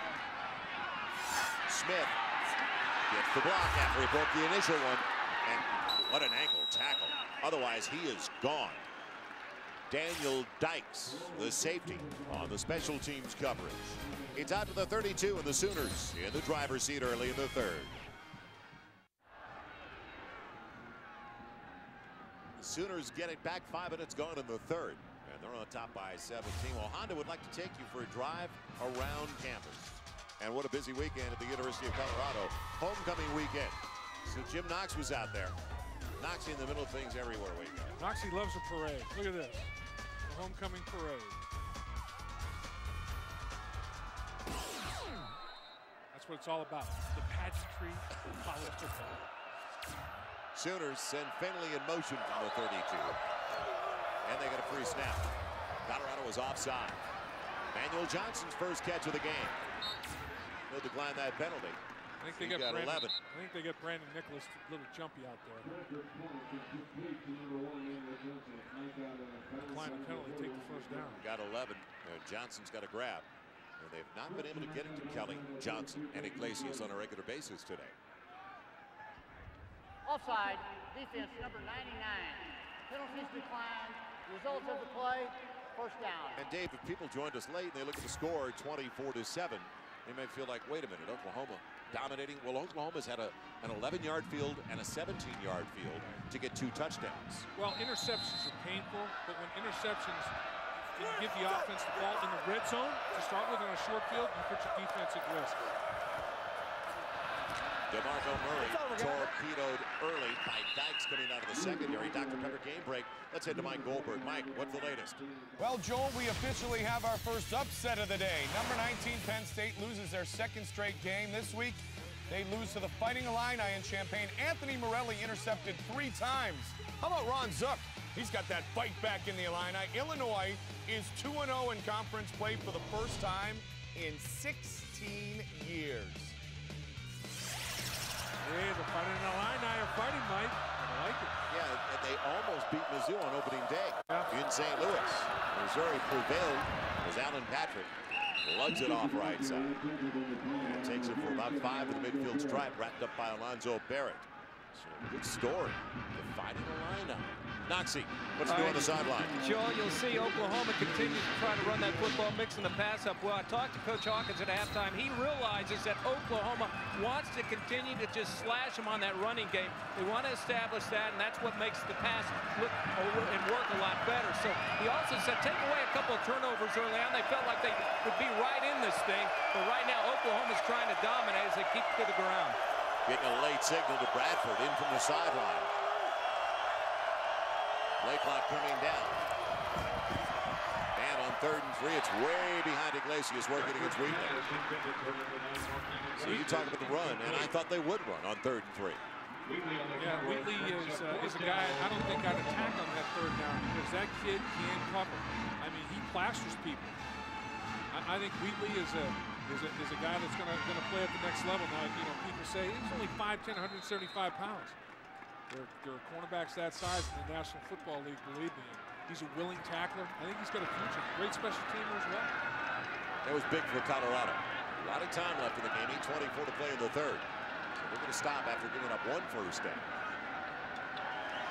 McBride waits for the cone punt. Good hang time. And he doesn't call for the fair catch, trying to make a miss. And look out. Breaking tackles. He's across the 25. Out to the 27-yard line. So see if Colorado can do something when we come back trailing by 17 for the 4th-ranked Sooners.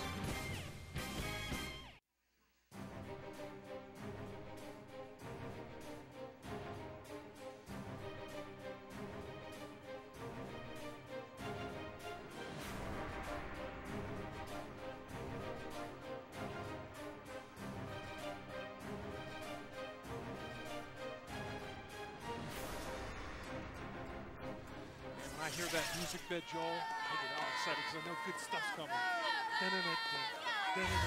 Well, will Colorado be able to get some good stuff going? And that's going to be the difficult prospect now. Oklahoma is so good defensively, and especially against the run.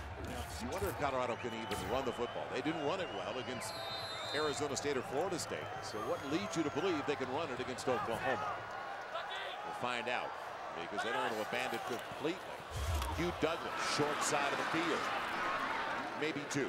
From the 27 to the 29.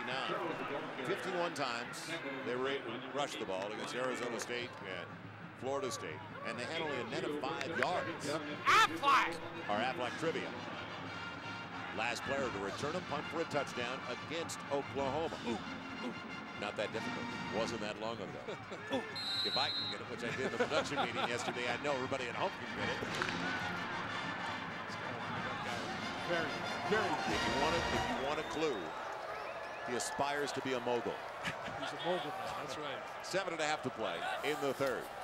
Hawkins on 2nd and long. Good pocket protection that time with the dump off of Byron Ellis.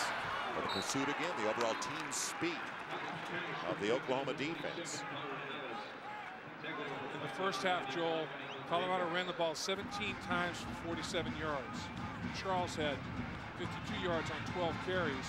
And of course, that 25-yard touchdown run was the big hit. But now that Colorado finds themselves down by such a dramatic count, 24-7, can you stay with that running game? You're going to have to, though, or it could get nasty trying to throw the football. It'll be a timeout call by Colorado. Got 3rd and a long 3, almost 4.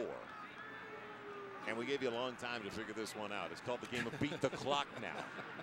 Our Aflac trivia. And it wasn't that difficult. In fact, he was in an NFL camp till the very end. He was one of the last cuts this year for the Eagles. Yep. Why did you give it away before it came up? Oh, my bad. I thought we were showing it. I thought we were giving the answer. Oh, here it is. Here's it. 2002. He returned quite a few punts against people for touchdowns. He was a spectacular open field runner, Jeremy Bloom. And you know what? Being a mogul skier, you have to make quick decisions, just like a punt returner. You know, great balance. The mental part of it, you have to envision, look ahead, make quick decisions, balance, all that good stuff. There's similarities there. Flag comes. Back-to-back Timeout. Oklahoma. Well, Oklahoma called.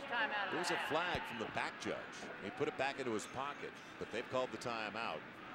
So both teams with a valuable second half timeout.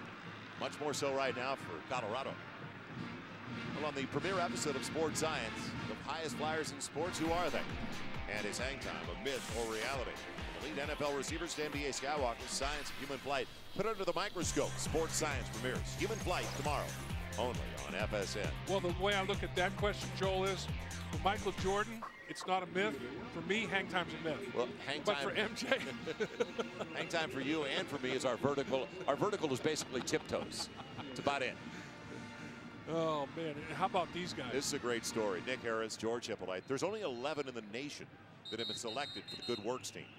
That is such an honor. And it's a real good story for Nick Harris in particular. Here's a young man. When he was born, his dad was 17, his mom was 16, and kind of bounced a little bit around within the family. His grandparents, and then finally his stepmother took over by the time he was 8. She became his legal guardian. LaQuandra Harrell became his legal guardian when he was 15. She knew she had something very special in Nick Harris. Well, the dump off gets the first down as Hugh Charles is knocked out of bounds. But back to Nick Harris to wrap things up. We're all the lucky ones now because he has given so much time to the community in Norman, Oklahoma. To be around a quality person like Nick Harris, we're the fortunate ones. Well, the measure of a man, Nick Harris, Hippolyte, the measure of a man is what he gives back. And these guys are all giving back to their community. And it's not just the university community, it's the entire community outside of the university and inside. And these guys get it. Nice story for both. And Hippolyte, equally successful right here in Boulder. Big run, Byron Ellis. They finally get something going. Will it be back-to-back first downs? Notice the football right at the mark for a gain of about 10. Lindy Holmes got him out of the secondary. Looked to me like Oklahoma was a man short at the point of attack. We talked about the AAA. I'm not sure they got lined up quite well enough, or Reynolds just didn't get over the top when he was supposed to scrape. And he got blocked by Hugh Charles pretty darn well. And he got taken to the turf. But that's a pretty nice crease right there. And you know, it's the opposite of what you expect. You'd expect Ellis to block for Charles. That time, Charles did a good job for Ellis. The delay for Charles. Gets out of the, well, it's a hold in the backfield. So it's going to come back. But he got away. They're throwing the flag. And the true freshman. Yeah, it's Ryan Miller. Yeah. Freshman out of Littleton. He's a big boy, 6'7". Offense. Number 73. 10 yards, previous spot. First down. Now, this is a true freshman. So he's 18 years old, maybe 19. 6'7", 320 pounds. He's got a bright future. Still growing. Yeah, he's a massive young man and a very, very highly recruited athlete. Colorado got him. They're happy that they got him. They've got a couple of true freshmen mixing it up in the offensive line today. That bodes well for the future. Well, they've got 51 out there right now as well. He's a true freshman from Hawaii, Kai Maya. Yep. And he has played very well so far today. He's got a low center of gravity, tremendous balance, a very physical kid. So 1st and 20. Underneath they go. Just settling in and trying to get the 10 back. The completion. Good to Sumler for about 8, almost 9. We talked to Dan Hawkins yesterday about playing some of these young players like the true freshmen. You have to be mentally ready, you have to be physically ready, and you have to be emotionally ready. And you never know how that puzzle is going to come together. And if a guy has all those 3 things and he's ready to go, play him. If he doesn't, for one reason or another, don't throw him to the lions. Despite what his physical stature may be. Over the middle, it's a first down. That was the best throw of the game, maybe. Josh Smith on the receiving end. That was a bullet from Cody Hawkins. Had a little mustard on that one, and I agree with Coach Hawkins' philosophy totally. And you know what? Offensive lineman, besides quarterback, it's the toughest position to play at a young age because of all the things you have to learn up front. But here, dropping the pocket, able to step up, transfers, wait and throw a strike. And that was just an outstanding throw. Reggie Smith is all Big 12 Defensive Player of the Year in preseason polls. And that completion was against him, and Cody Hawkins threw it in there very, very nicely. Hugh Douglas, or Charles rather, getting outside, breaking the tackle. She got away from Reggie Smith, and that's a rarity. when you beat Reggie Smith in the warm. And by getting past Reggie, he got a good yard, maybe 3 more, all the way for 6, almost 7. And this is where a lot of people in the Colorado program think Hugh Charles excels, is in space. Get him to the edges, get him the football in the edges, throwing him the football. And I'll tell you, you can't question the kid's speed. He's made some nice plays for Colorado in this football. That was his 15th carry. He's got 51 yards and a touchdown run. 25-yarder. New back in there. It's someone. Young man from San Diego, another redshirt freshman. Guy whose father won an NAIA basketball title at Washburn in 1986, so he's from an athletic family. And he's also a very successful high school player. In fact, all-time leading rusher in the San Diego area. He left there with almost 6,000 yards. You know, if you're a sophomore on this Colorado team, you're an old guy. I mean, they're playing a bunch of freshmen, redshirt freshmen. This bodes well for the future. There's no doubt about it. And you pay a little bit with some growing pains along the way, but these guys are maturing quickly. They're playing the best in the country. Cody Hawkins throwing on third. It's deflected again and almost on third, about 3. I think the guy that got his hand on it might have been Alan Davis. And that's or Harris got his mucker up there. Well, and when you've got a quarterback, Dave, that's only 5'11", the launch point's instrumental and creating lanes for him to throw. Yeah, and it is Davis that gets his hand up there. Big Alan Davis, the defensive end, got the inside pressure and got his hand up and knocked that ball airborne. Pretty good effort by the big. If you're not going to sack the quarterback, get your hand up and make it tough for him to throw over you. Big field goal try, Eberhardt, 41-yard attempt, and it is dead on for a guy that's had his problems from outside of the 40. That's his first outside of the 40 this year. He was 0 for 2 and just 3 for 6, so that is a pick-me-up to get within now 2 scores. 4:10 to play in the third. Long drive for Colorado results in 3 as they trail 24-10.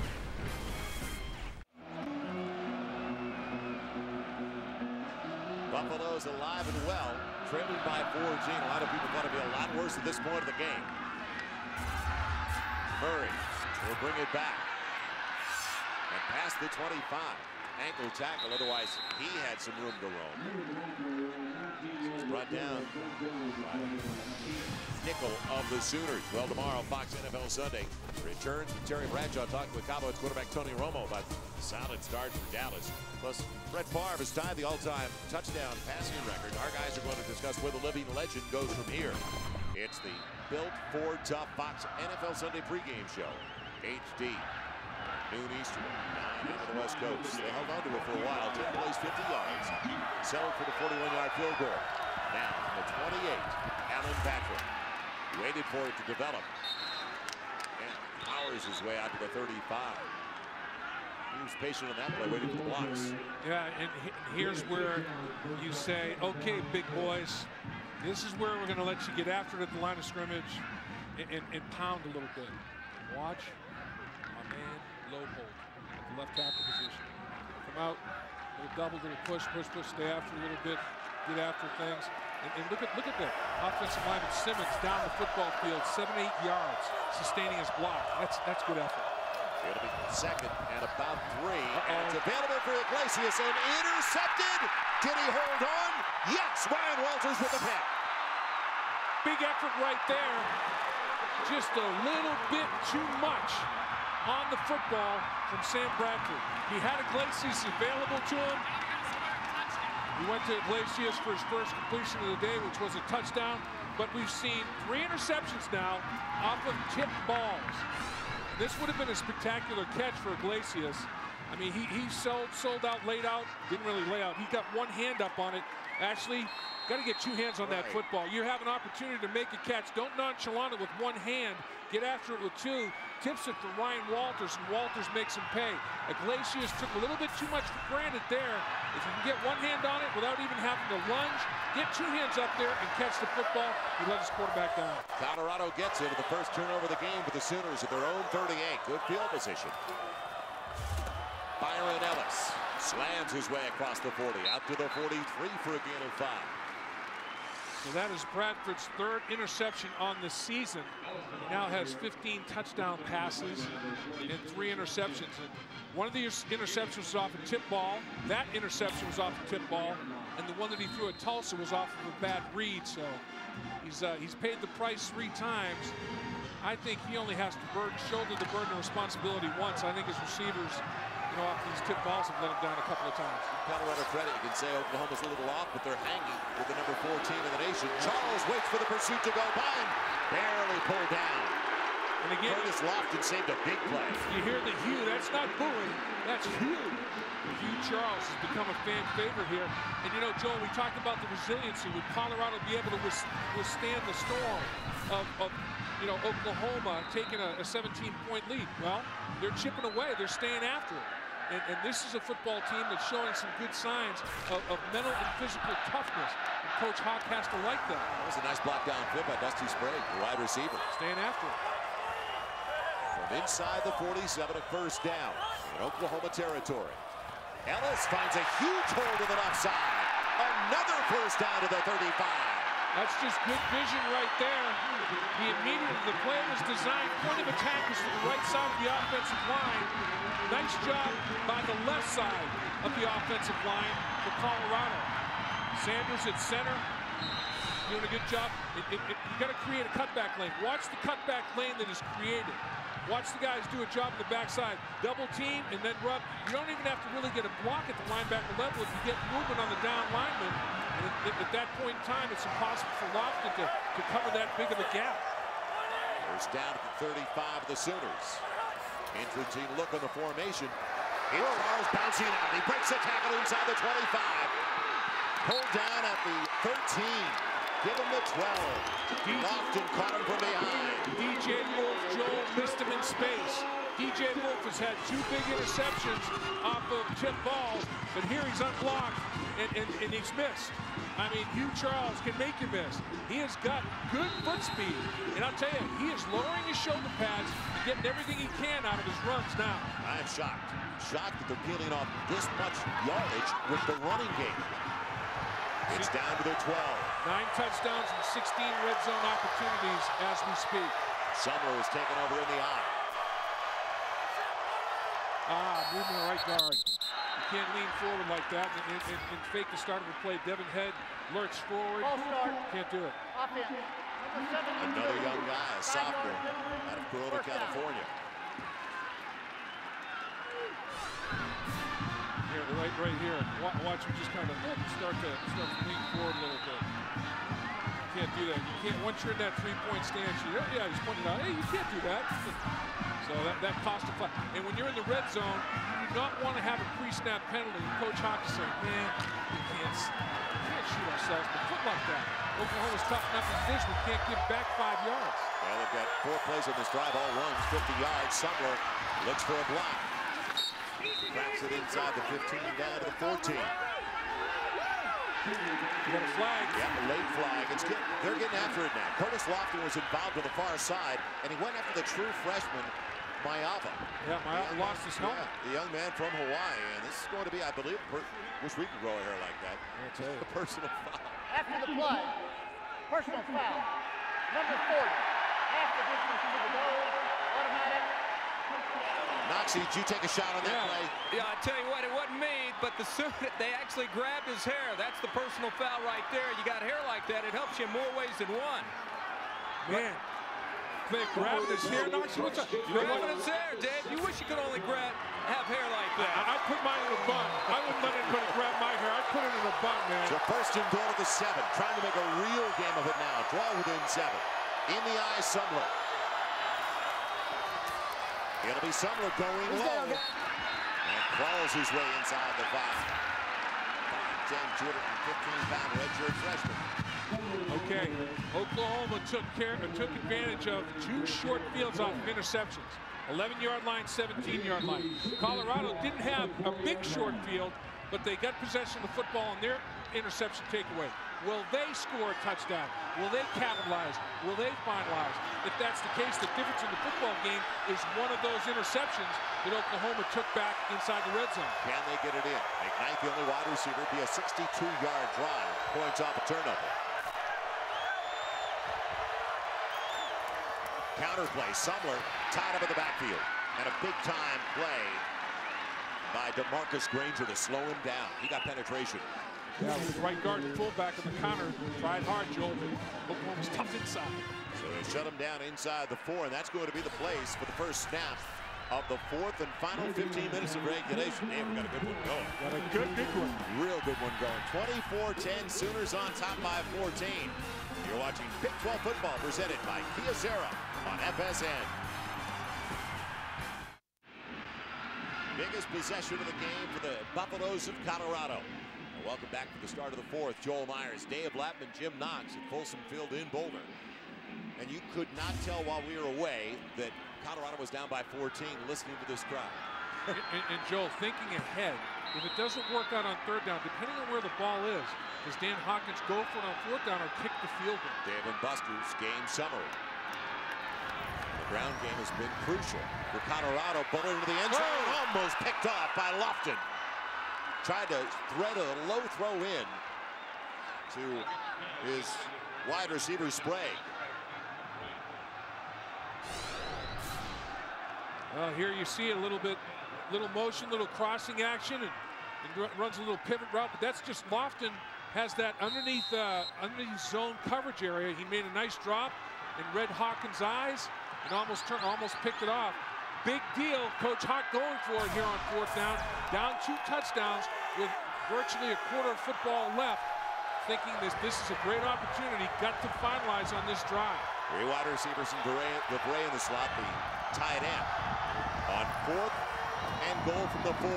He's got the tight end. Touchdown DeVray!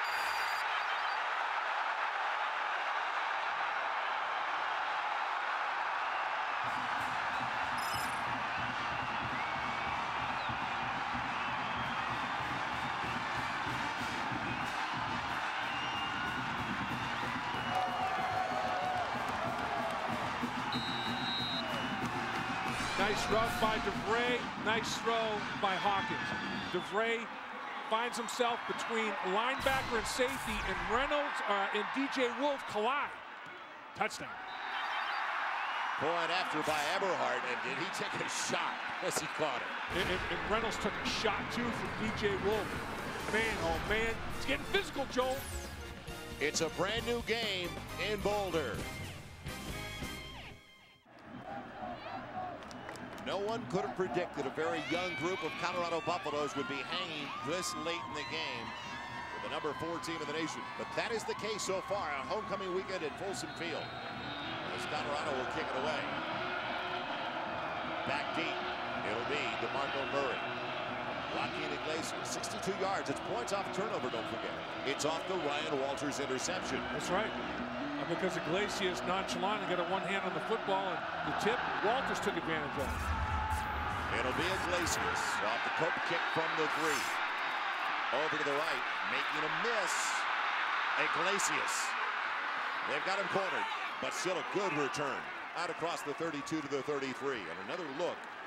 And the tight end knew he was going to take a shot to DeVray. Yeah, DeVray, a game-time decision, suffering from a little bit of a concussion problem, but you wouldn't know it on this rep. Ryan Reynolds and DJ Wolf. Not a tight enough relationship between safety and linebacker. Reynolds got popped. He tried to deliver a pop to DeVray. Looks like that right shoulder's going to be bothering him. Then Reynolds got crushed by DJ Wolf. So it's some problems for Reynolds. Reynolds has had a long day, boy. He's been cut blocked and beaten up and keeps getting up. Is that a cramp? Hopefully it's just a cramp. Working his way It's off Boyd, the reserve tailback on special teams play. Looks like just a little bit of a cramping action going on there, hopefully. Back downstairs, Jim Knox. Hey, Joel, on the Colorado sidelines, needless to say, momentum's on their side. Jeff Grimes, offensive line coach, got his offensive team down on the bench and said, I told you the defensive line would tire. They're just pounding the football. Also, DeVray, keep in mind, 8 receptions, 4 of those went for touchdowns. He's put him close. They keep it on the ground to Patrick, and they're waiting for him. The linebacker on the outside, Brad Jones, just stood there and waited, the strong side backer. Yeah, they're feeding off the energy of the crowd now and feeding off the energy of the defense. It's feeding off the energy of the offense. It's amazing. Momentum is a huge emotion. And right now, all the momentum is squarely on the shoulders of Colorado. When they tied the game up 7-7, they generated momentum, and Oklahoma took it right back by going 80 yards in 3 snaps. What will they do on this drive to answer after Colorado has now reestablished momentum? Second, a little more than 9. They'll run Eldridge out of the backfield. Roll the quarterback for one of the few times today, and Bradford out of the edge. He's got a lot of room for a first down and takes a shot. As he takes a lick from Walters, the free safety, but slid down in time with the first down and a gain of 12. Yeah, he saw a lot of green on the edge. And Bradford says, you know, if you're going to give me that much real estate, I can't turn this down. A little naked bootleg. And he gets out there all by his lonesome. And now he says, you know, I got to tuck this and go. I mean, if I throw it, I don't think I'm going to pick up this number of yards. And so he moves the chains and lives for another day. And nice little elbow by Walters to let Bradford know for sure that Walters is around. The 45. Try Patrick again. It's not been easy going over the left side. Jeff Smart was there, the middle linebacker, but still got close to 4 on the carry. Now the first down marker is brought to you by Overstock.com. Live better with savings up to 70%. Amazing deals from Overstock.com. It's all about the O. And right now, it's all about the O for Oklahoma and the D for Colorado. Who will win out on this particular drive? Oklahoma wants to score some kind of points, make it a 2-score game again. Colorado wants to get the ball back to their offense that's on a little bit of a roll. They just created a turnover. Patrick again bending into the boundary. Only a half yard at the most. Ran out of racing room. That's good pursuit by Colorado. Lucas got over the big guy on the edge. They had 5 defenders in the vicinity. Dykes. Also, Maurice Lucas, dies on. All 3 collaborated. How big is this third down? It's massive. Well, so far, Oklahoma on their third down tries today. Do you believe this? 52%. First 4 games of the year, 1 of 7 so far today. And that speaks to what Colorado's done in the last 3 games, only allowing 20% conversion rate. They're playing well on third down again. Finley in motion to tie it in. Bradford out of the gun. Bring the blitz. They get to him. Jordan dives out with a sack. And that's a mismatch. You get Jordan dives on working against DeMarco Murray. And Finley, Colorado overloaded. Finley blocked the outside. Dives on came inside. And it's no match for DeMarco Murray. And this is all about a game of mismatches. And in this case, that is a mismatch when he comes and he has to work against a running back, DeMarco Murray. There was confusion. The tackle never fed, but the tackle never slid. DeMarco, I think he thought the tackle was taking him. The tackle thought the back was taking him. Nobody took dives on. That's the Jack Links in the trenches deal today. Cone punts it away to McBride. He'll call for the fair catch. And gets hit on the end of the play with a flag. He got nicked on the way by. Gresham brushed him. And Gresham tried to avoid him, but couldn't do it. Could not get that big 6'6", 260-pound body to be like a Maserati in space. You know, it's more of a 16-wheeler out there, 18-wheeler, bunch of wheels. Absolutely killed. He was wheeling and couldn't turn. They'll discuss it. And how big a mark-off is it going to be? Kick catch interference. Number 16, 15-yard penalty. First down. I think it was 18. Big ones. Yeah, it wasn't 16, it was 18. And there's Gresham. Whoop, that's a big boy. Couldn't quite get out of the way. He's got about a foot on McBride. Dwarfed him. We'll come back after this word from Dr. Pepper. Disbelief at Folsom Field. No one could have believed it was this close, this late, and that's the case. Later, they're going to have to go a long way in Corvallis, Oregon to top what we've seen so far in Boulder. UCLA taking on Oregon State. Good Pac-10 matchup. It all starts at 6:30 Eastern, 3:30 Pacific, right here on FSN. Khalil Bell, Markey, the running backs doing a good job last week against Washington. Can it continue against a very good defensive unit of Oregon State and Slade Norris? Oregon State got handled by the Bearcats in Cincinnati. I'm trying to pump the game, and you're a beauty. From the 36. First and 10. On the delay, Sumler finds a crease. He's into the secondary with a first down. A little more than 10 up to the 46. And will they say he got 10? No, 9.5. That's fine. That's great first down production. And Devin Head, the right guard, made a nice block. As you see him pull from the right guard position, watch him come around. Little kick out, fullback gets his block. That's the power play. Little counter power deal with the fullback hammering up in there, and they just obliterated Oklahoma up the gut. That'll be the 16th first down of the game. Charles bouncing around into the secondary as Reggie Smith bumps him out. Now they're running at will. Yep. And they've outrushed for the game the Oklahoma Sooners. Well, Hugh Charles now has over 100 yards. He has over 100 yards rushing now. And right now, Oklahoma, they're starting to just get up the football field and give up gaps. And Colorado's taking advantage of it. Colorado, on their sideline, their coaching staff thinks that Oklahoma's defensive front is getting tired. And that Colorado is starting to wear them down physically. It's a 24-17 ball game. Charles trying to get the pursuit to slide by.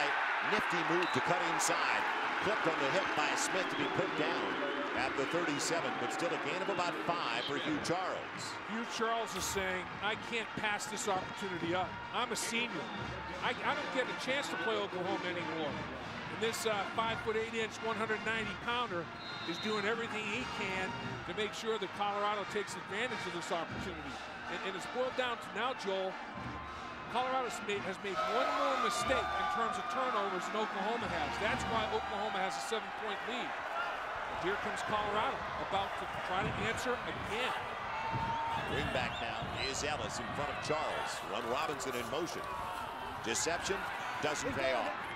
It'll now be third and about 4. Only a yard for Charles. So they tried all the decoys they could on that play, but Oklahoma stayed at home. Well, Colorado is playing keep away. Colorado has run a ton more snaps than Oklahoma. Colorado has played ball control. And Dan Hawkins he's liking what he's seeing out there. Not liking everything, obviously. Don't want to see the turnovers and the short fields. But he likes the fight in this football team. He likes the balance that Mark Helfrich, the offensive coordinator, is injecting into the play calling of this football team. There's a lot of good things happening for the Buffalo. It's third and 4. They need one more good thing right here. They pick up the blitz. And low and a little bit wide to Charles. That's a tough one because he's short of the first down even if it makes the catch. Right. So now you've got to decide another decision for Coach Hawk. Short field on the minus side of things. It's fourth down. Do I go for it again? This would be the not completed there. Obviously would have made it fourth and less, but still fourth down. He's going again. He did it. 4th and 1 early, and Cody Hawkins didn't get enough air into the football. That one didn't pan out. Did it in the red zone for the last touchdown that they scored. What about a gadget play? We haven't seen one yet. See a little Boise State action when he was at Boise State. He was proud of those guys in the Fiesta Bowl. It's 4th and about 4. Hawkins out of the gun. Will they give him enough time? He can run for it potentially. He's got it. Patrick Williams. Wow. First down. He threaded that puppy, didn't he? Down to the 27. I'll tell you what. Cody Hawkins, his record since youth football is 60 wins and 2 defeats. This kid thinks that he can't lose. And you see it. That's his attitude. That's his demeanor. And when the going gets tough, your players have to step up and make great plays. And his mechanics are askew because he has to step up toward the line of scrimmage, and he still delivers a perfect strike and lets Patrick Williams run after the catch. Great play by Hawkins and Patrick Williams. First down, Colorado. Sumler behind Ellis. Right behind the right tackle. Sumler weaving his way. Very little, maybe 2, up to the 25. Well, the one key for Cody Hawkins all year, he spreads it around. Yep. He's got 9 guys that have caught balls today. On the season, there were 16. Yep. So you better be ready because he doesn't play favorites. You're right. You know, Joe, it's a great point. And you do Lakers basketball. He's like a tremendous point guard. Distributes the football. And he says, I got a bunch of playmakers. I love all my guys. And I'm going to spray it all over the field and get them all involved. 24-17 Oklahoma. Drive continues. It started back at the 36 for Colorado, aided by a 15-yard penalty. Hawkins out of the gun again. Now Sumler beats the man in the backfield. Almost makes him miss in the secondary. DJ Wolf with a big play in open space. Otherwise, he's got a touchdown. Yeah, Corey Bennett could not finalize. He got some, oh, no, it wasn't Corey Bennett, it was Stephen Coleman. He got some penetration, but could not finalize and make a play in the backfield. Look at hands on hips, huffing and puffing a little bit. You see that Oklahoma is getting a little bit fatigued, but that's a nice job making the down lineman miss and still bouncing to the outside. Look at the yards in the half. Absolute shock, Dave. It's amazing. They've more than tripled Oklahoma in the second half yardage-wise. They're a little less than 3. Somewhere in the eye. Trying the left side. Nothing there. It'll be 4th and 3. So another decision. It's a lot shorter if you want to go for a field goal here with 7:10 to play. Yeah, I'm thinking that, you know, he may go that route. He may go that route. Now, what you have to, if you're Oklahoma, you have to watch for the fake. But I think he's going to, is he going to go for it on 4th down again, or is he going to kick it? He's kicking it. Heavy hard on the field, and it's going to be a 37-yard attempt. You have to watch for the fake. And they have their base defense. Oklahoma did not substitute. They don't have their field goal block unit. They have their base defense on the field. Watching for the fake. McKnight, the holder. It's up. And he drew too much. He hooked it. He pulled it. Eberhard missed it. Gosh. It is his 4th miss of the year. So he is now 4 of 8 on the season. Coach Hawk says, I should have gone for it. Son of a gun. I mean, hindsight's always 20/20, but good snap, good hold. He overcooked it. You know, he just overswung, overcompensated. Looked like me on the tee box when I hit that duck hook. And Coach Hawk saying, oh, come on now. That went over the upright, didn't it? Didn't that go over the upright, go over the goalpost? No. Did not. Wide left and an easy call right off his foot. Yep. So Oklahoma gets it back. Can they hang on to the football? Run out most of the clock now with a long time-consuming drive on the ground. Bradford's going to throw on 1st down. And he's got Iglesias popped into the air. Intercepted. Dykes on a dual possession. Who do they give it to? It's a wrestling match. And will it go to Oklahoma? No! Colorado. Daniel Dykes, the safety. I'll tell you, the line judge, Kelly Dietering, came in and took complete control of it. He said you have to give possession. Initially went to Daniel Dykes, and he came up with the football. The ball was tipped once again. Iglesias, again, tips the ball airborne. Bradford trying to make something happen down the football field. Iglesias gets it airborne, and that's possession. Defense has it secured, and Dykes comes away with the football. Will they review this? Is it simultaneous possession? But in my opinion, if Iglesias tips it and Dykes takes control of it, you have to give it to Dykes. His whole body's around the football. Yeah, he had 2, and then Iglesias got the second in on it. They're going to take a look at it. They're going to review it again. Yep. Simultaneous possession goes to the offense, but I don't think that was simultaneous. I think Dykes had control of it initially after the deflection. How can you say the offense had control when he deflected it in the beginning? I like the fact, though, they want to get it right. Yep. So they'll go to the booth, take a few looks. We'll aid in that project. 6:28 left in regulation.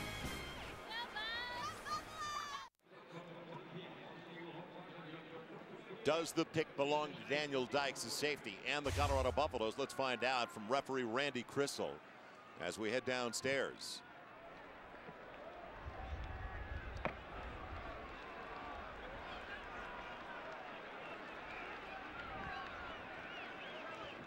So he is not ready. So 2 hands. Dykes with 2.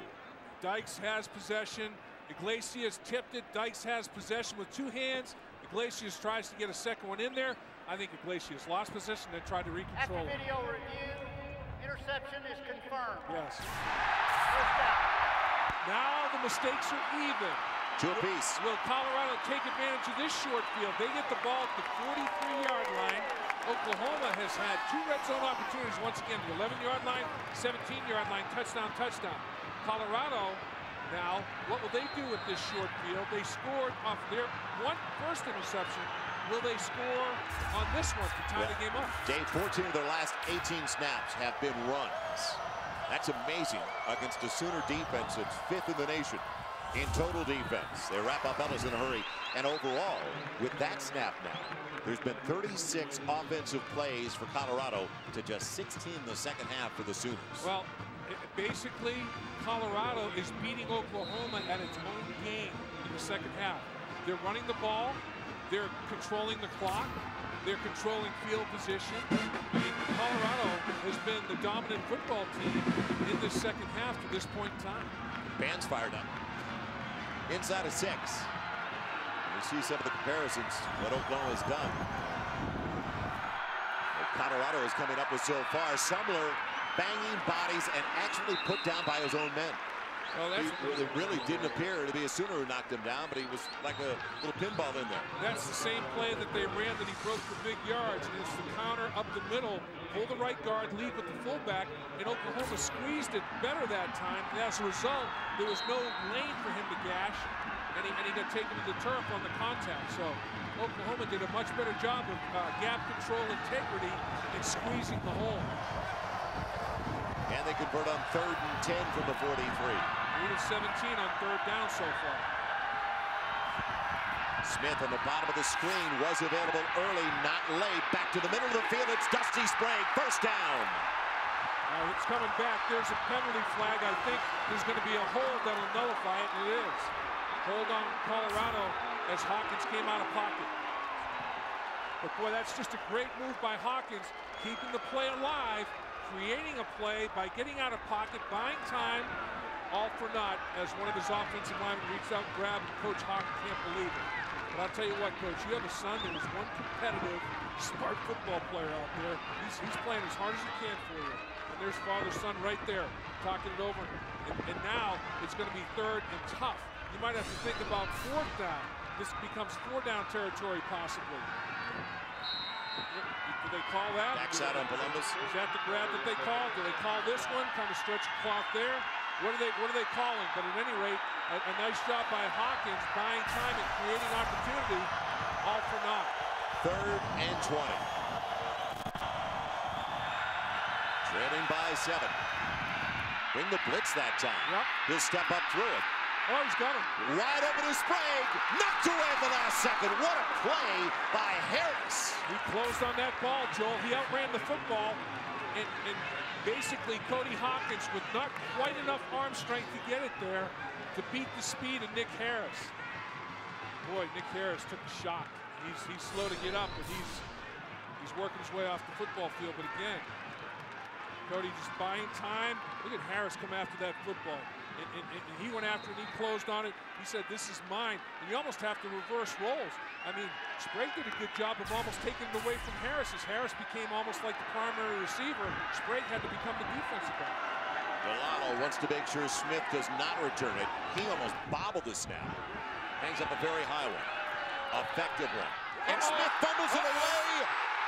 Did Colorado come up with it? I believe they've got it. They do. Unreal. 3rd turnover of the day for Oklahoma. And Colorado has 2. They are now +1. Now, you talk about a short field, 16-yard line for Colorado. Justin Drescher comes up with a football. He can't believe it either. Smith lets it go right between his arms. Long snapper. And man, that's good effort staying after it, diving, coming up with the football is Drescher. But boy, man, it's just that's an unforced error. Basically, there's no contact, and Colorado's saying, we got to take advantage of this one. And you talked about a defense that's going to be tired and stressed. They just had a big stand. They're chasing Hawkins all over the field. They're tired. Talk about a short field inside the 16, 1st and 10. Charles trying to make a miss, gets a late block, but a flag comes down. Well, they're going to call a hold on the outside on Edwin Harrison, the big offensive tackle. They're going to call him for grabbing out the edge, and he can't believe it. He's dismayed by it, but he did grab. Offense, number 32. It'll be a 10-yard penalty, 1st down. And they called it on the fullback. Yeah, Cantrell. But Edwin, by his reaction and what I saw, I thought he might have could have gotten called as well. At any rate, again, Colorado self-destructing with holding penalties. You can't do that at key times. Here's the hook. That's what they see. They see the hook on the shoulder pad and taking it to the ground. And that's the call that was made. Yeah, he's already by him, so he had to pull him down. Yeah. He definitely got the left arm in there and hooked him to the turf. Back of the 25. It'll be 1st and 20. On a play fake, out in the flat, complete to Charles. Ooh, and man. what a shot from Harris again. Jeez. Big stick. Charles isn't a big guy. No. Naked bootleg. Cody Hawkins.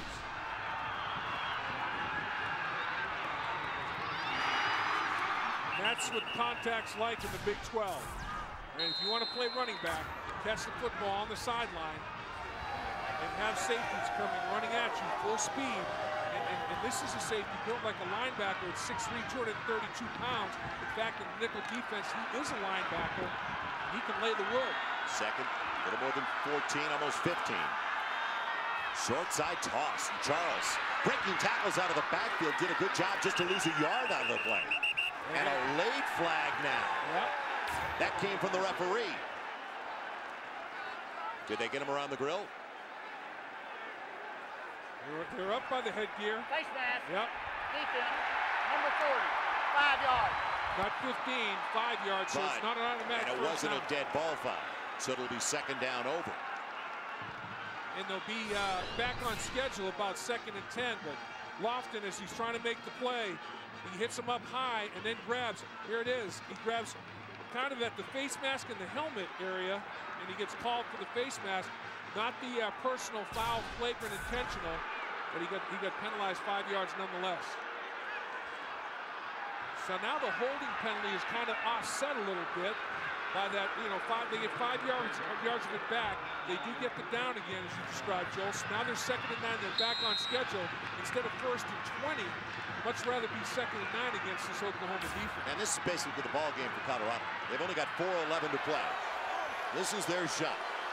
Sumler and Ellis setting up behind the left tackle, Columbus. And will they give it up? No. Wide open Sprague. Touchdown, Colorado! Incredible!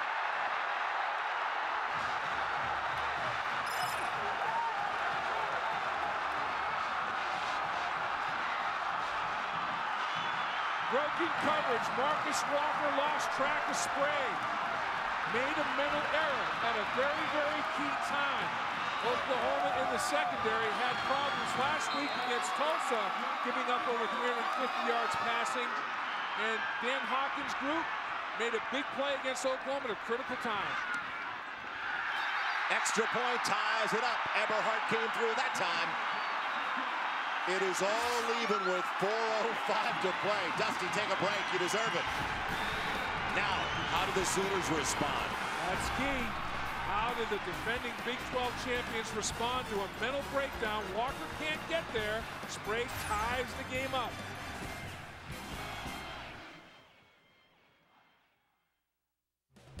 College Football Saturday on FSN, presented by Kyocera Wireless. Japanese inspiration, Western innovation. In the palm of your hand, it's Kyocera Wireless. Tomorrow is rising. Brought to you in part by Dr. Pepper and your local Dr. Pepper bottler. Dr. Pepper, there's more to it. By Aflac, ask about it at work. And the first down marker is brought to you by Overstock.com. Your entire order ships for just $2.95 at Overstock.com. Live better with Overstock.com. It's all about the O. Right now, it is all about maybe the biggest upset so far this year in college football. Oh, I don't know. I think Michigan getting knocked off in week 1. A 2-10 team. Pretty big. Last year, Colorado. As Cope kicks it away. Over to the near side, it's going to be a short one for Iglesias. He'll take it at the 11. Makes a good move, breaks a tackle, cross the 30. Pulled down from behind. And that was an awkward one as Cope, the place kicker, got him at the 33. And our smooth move brought to you by Keystone Light, Sprague's route. Yeah, it's just a zone defense, and all he did was run a little corner route, and it was broken coverage. Oklahoma made a mental mistake in the secondary at the most inopportune time. They say that Sam Bradford is poised, cool, calm, collected, unflappable. We'll see. This is the biggest drive of his career right now. Alan Patrick is the single. Oklahoma has been outscored since the 2:23 mark of the second half, 17-0. Patrick, short side, and dies unweighted. Got him after a short gain of 3 across the 35 to the 36. Good job by Colorado. Everybody staying on their feet and turning everything back inside. And you look at Bradford. Bradford had 2 interceptions in his first 4 games. He's got 2 this afternoon. So it's at the Big 12. There's less margin for error on the road, particularly. And you have to admire Colorado. They gave the ball up 2 times, short field, Oklahoma took advantage. All they did was respond and take it away 3 times. In the last one, Reggie Smith on a punt return gave the football away. Bradford just 8 for 17 with the 2 picks you're talking about. And now setting up, great pocket protection. Ton of time and a low throw. Iglesias, did he make the catch? I think he did. Yes. He did. Yep. Good cradle. He went down to get it to the 49 for a first down. He did, Joey. He went down there and got his hands and arms underneath the football. And it was good patience by Sam Bradford to let this play develop, to let the route develop. And he goes down and gets his arms underneath the football. And will this one be looked at? The fans, of course, are saying that the ground helped Iglesias secure the football. Bradford had to throw it low and inside to give his receiver, Iglesias, an opportunity to make a play on it. And we're going to go upstairs. Yeah, and Coach Hawkins is saying that was not a catch. That ball was trapped. He needs to get a little more demonstrative about it. And Colorado did not have to challenge. This is just going upstairs. Oh, they are challenging. He is challenging. Now, he lost his challenge in the first half on the Iglesias. Did he take the ball out of the end zone on the kickoff return, and he lost the timeout. Now, you don't want to lose a timeout here. If they lose this challenge, he has 2 left. You don't want to throw a timeout. They both used a timeout early in the second half. If he loses one, he'd have 1 remaining. I'm saying he's got 2 right now. If he doesn't win this challenge, he loses the timeout. And you don't want to lose a timeout with 3 minutes and 10 seconds to go in a game like this. Now, let's see if we can make a determination. Is there enough visual evidence to overrule the reception? 2 officials on the field collectively said catch, and they were both pretty quick in their decision-making process. Now, will that hold up, or will the visual evidence overturn it? And it has to be indisputable is the key. Right.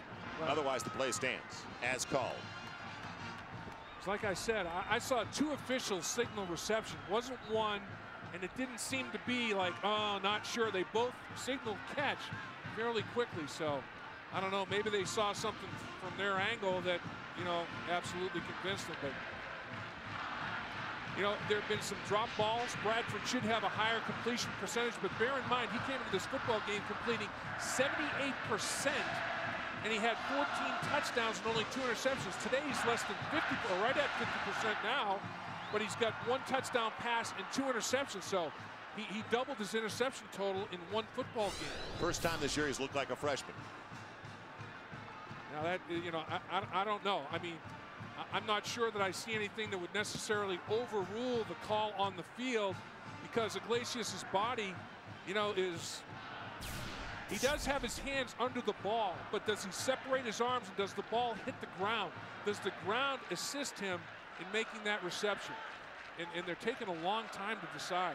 The longer they take, normally, the more question, obviously, there is about the call that was made on the field.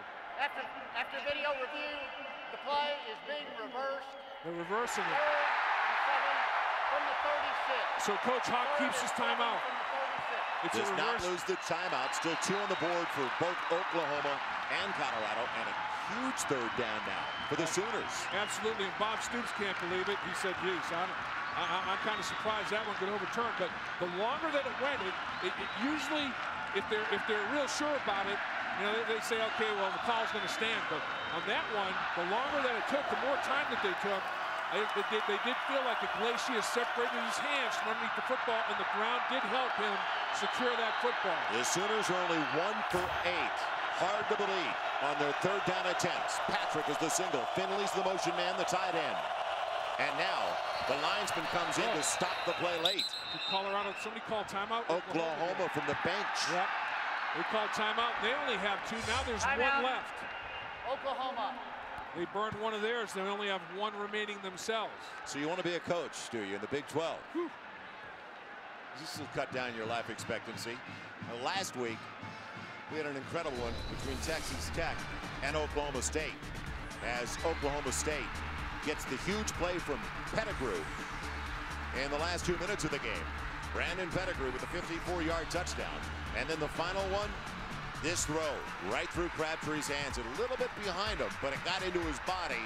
And that's after Crabtree had 14 grabs on the day. So we've had some good ones. And Oklahoma State, in fact, is going to be at Texas A&M. Dave will be down there in College Station next week. The game can be so cruel. Crabtree had 14 catches, over 230 yards, and 3 touchdowns. And that one would have given him 15 catches, tying the school record for about 250 yards and 4 touchdowns, but could not quite secure it. He put his team in position all day long to win the game, and when it was crunch time, couldn't quite make the play. The football game can be cruel at times. 3rd and a long 7. Bradford with time. Nice. And his tight end, Finley, can't hang on. Oh, he knocked it out, yep. Separated by Wheatley. What great hit by Wheatley. That's just, everybody executed well. Protection was good. Quarterback threw the ball well. Receiver got his hands on it, but Wheatley made the big hit. He was in great coverage and separated the football. Now, this is against the big tight end, Finley. And Wheatley says, I don't care how big you are. I'm going in there and I'm going to stone you. I'm going to stun you. But how about the read? He leaves Iglesias when he sees the ball. He reads the quarterback. Yeah, when he sees the ball in the air, he comes off his coverage, and Wheatley makes a big-time play by a big-time player. He's going to be all Big 12 first team like he was last year. Michael Cohn on the low snap. Wobbles a returnable out for Chase McBride. What can he do with it? He's got some blocks. He's got a lot of blocks, in fact, across the 50, and it was the punter, Cohn, who brought him down right at the midfield stripe. Man, that was a good tackle by Cohn, and Iglesias is just complaining about being held. Iglesias thought he was held covering the punt, but there was no call. And man, you talk about establishing field position, outstanding punt return, making a great decision and getting up the football field.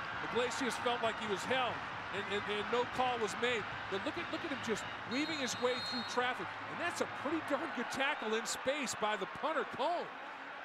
And this is a fearless punt returner. I mean, you just have to throw regard for your own safety away and get up the football field and take a chance you're going to get smacked. And Chase McBride, outstanding effort. They get into the midfield stripe, couple of first downs away from the long field goal try. Robinson, the motion man. They get to Charles, and he loses a yard. Back at the 49, wrapped up real quickly on that play. Yeah, it was an outstanding play on that side. You know what? It was Granger again. You know what you like out of Colorado today. Coach Hawkins said, Colorado, he feels like we're emotionally ready to take part in this football game.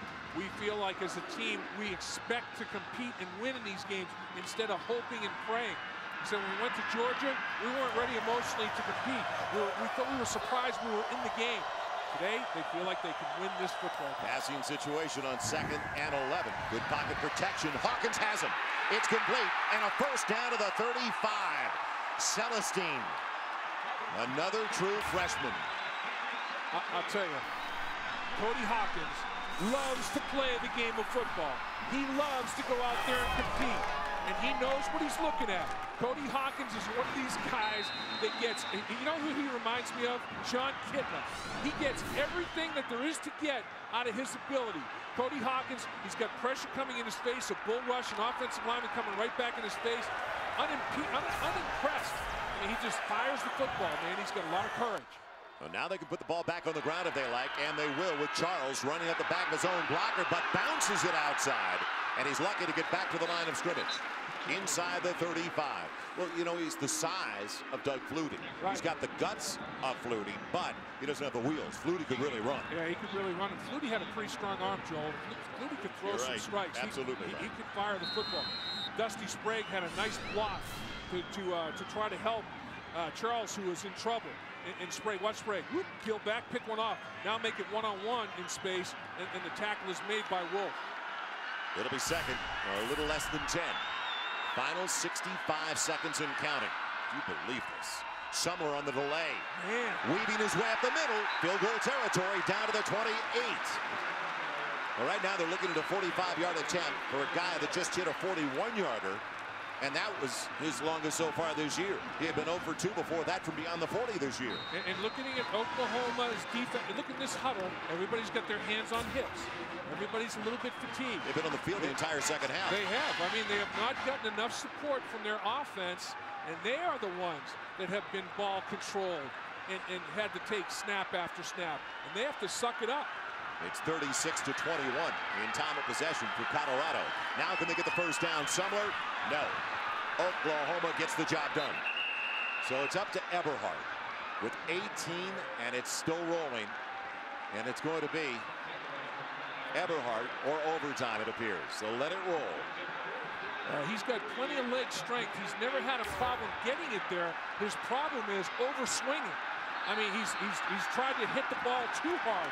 He's got to calm down, just let the adrenaline ease a little bit, and hit the ball squarely. Yeah, he just had one a few minutes ago from 37 yards away. And he overcooked it. I mean, he swung too hard. Now, the question is, when you try to overcompensate as a kicker, you don't want to push it and leave it out to the right. And that's all those things are going through his mind now. Oklahoma, of course, calling the timeout to try to. No, that was Colorado. Right. Colorado called it to stop it. Oklahoma, right. They're going to wait till they set it up, and they will. And they'll try to freeze it. And the longer that they make him think about his mechanics and think about the miss and how do I compensate, that's what Oklahoma's going to try to do when they call their final timeout here before this kick actually takes place. You notice nobody got near him. Everybody stayed away from Eberhard. Yeah. This is for the win. The shocker, if he can pull it off. But you got to believe there's going to be a timeout called. Yeah, and they will. And you have to think, now it's going to be a good snap, good hold, and good kick. No, they don't call timeout. It's on its way. Does it stay true? Yes! Wow! Colorado has shocked Oklahoma. Wow!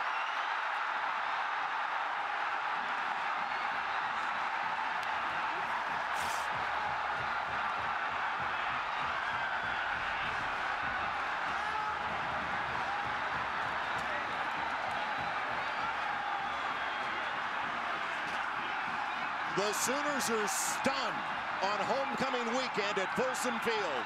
No one could have expected this. Colorado wins their conference opener. Oklahoma falls to 0-1 in the Big 12 Conference, the defending Big 12 Conference champion. And you know, you have to think that there's Boise State voodoo going on here, because where was Coach Hawkins before he came to Colorado?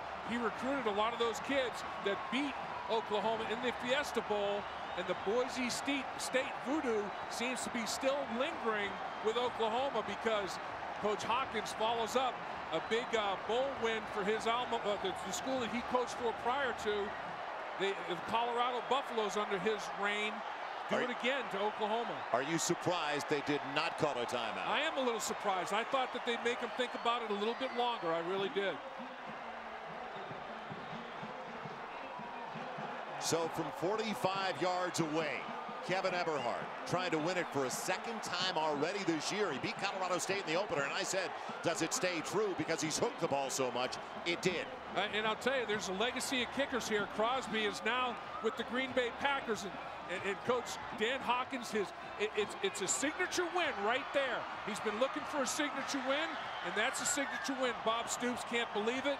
You know, and when you make mistakes on the road in the Big 12, I don't care how good a team you are, those kind of things can happen. Let's go downstairs. Jim Knox. Thank you, Joel. One word describes this one. Wow. Coach, what's going through your head?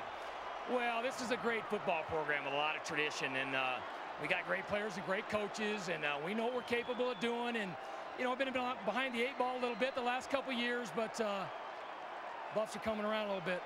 You got down by 14 points. I talked to you at halftime. You said you still needed to run the football. It paid off.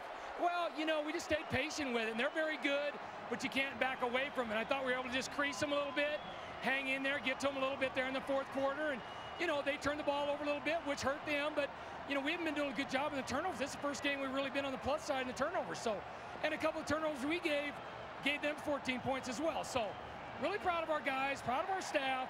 It's a great football program. It's one of the top 20 programs in the history of college football, and we're getting her done. Huge plays on offense. 4th down, you went for it a couple times. Cody really showed some poise in the pocket, your son. Well, yeah, and I thought Mark called a great game, and our guys had a lot of confidence. I told him the whole week, I said, guys, we're winning this game. And not because I'm the Swami. I just have seen the things come around and seen the progression of it and know how it works. And these guys have been through the fire, came close a couple times, and they were poised and ready to do it, and they did. Talk about your defense. Going into the game, Oklahoma was averaging 61.5 points per game. You guys just about shut them out in the 2nd half. Well, again, no offense to anybody else, but We know what our guys are capable. We played some pretty good football teams, but we weren't, you know, mature enough to capitalize and make some plays when we needed it. So Arizona State's a great team. Florida State's a great team, and we played with those guys. So we knew we'd be able to play with Oklahoma. Right now, after the celebration on the field, you're going to head into the locker room. What are you going to tell your team? Well, again, just all the things we keep talking about. It's not magic dust. We've done this many times. We thought we'd get it done versus Georgia last year. It didn't happen. Set us back a little bit. I think it'll be great momentum for these guys to continue to play with confidence. And then you have that ultimate buy-in. So we just got to keep hammering this thing. We're, you know, administration's helping us. We're going to be back in the picture here. We're good to go. Yes, you are back in the picture. Congratulations, Coach. Joe? Unbelievable conference opener. Amazing. And disbelief over on the Oklahoma side. Arceus.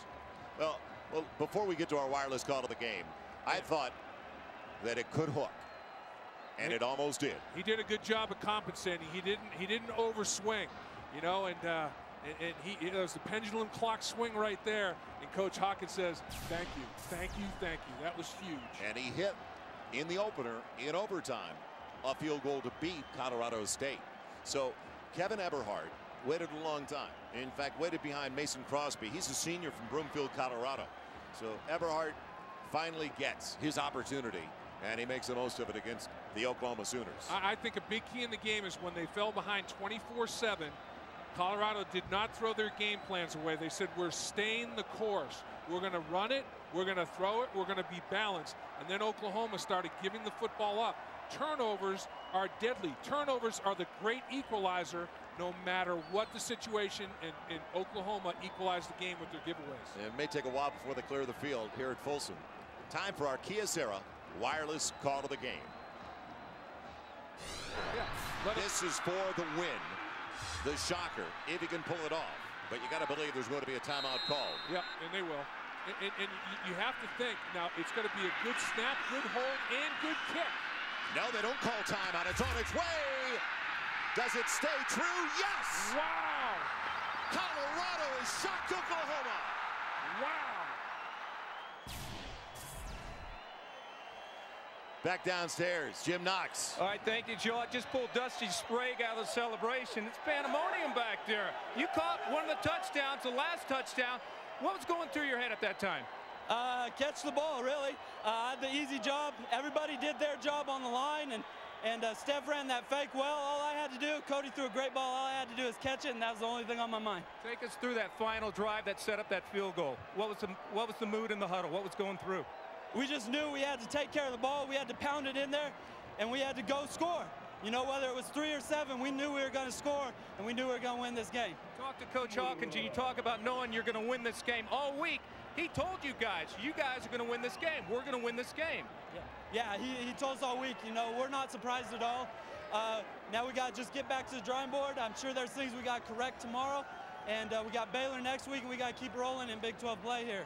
What does it do for a program like you guys? Only 2 wins last year. You come in this year off to a little slow start, but then again, you upset the 3rd-ranked team in the nation today.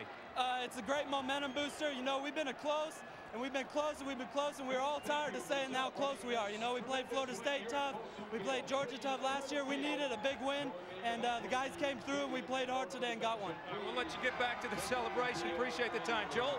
All right, Noxie, as much as the offense did come through and got the points at the end, they wouldn't have been in position had it not been for a defensive effort that held Oklahoma to 230 yards of total offense and just 12 first downs. And special teams, punt fumble. Big. Hell, a day we won't forget, Dave. A day we won't forget for sure. For Dave Lappin, Jim Knox, I'm Joel Myers. Thanks for joining us. The Big 12 opener for the defending champions. They'd like to forget it. Oklahoma stunned by Colorado 27-24. UCLA, Oregon State coming up later on FSN. You've been watching Big 12 football, all presented by Kyocera on FSN. So long, everybody.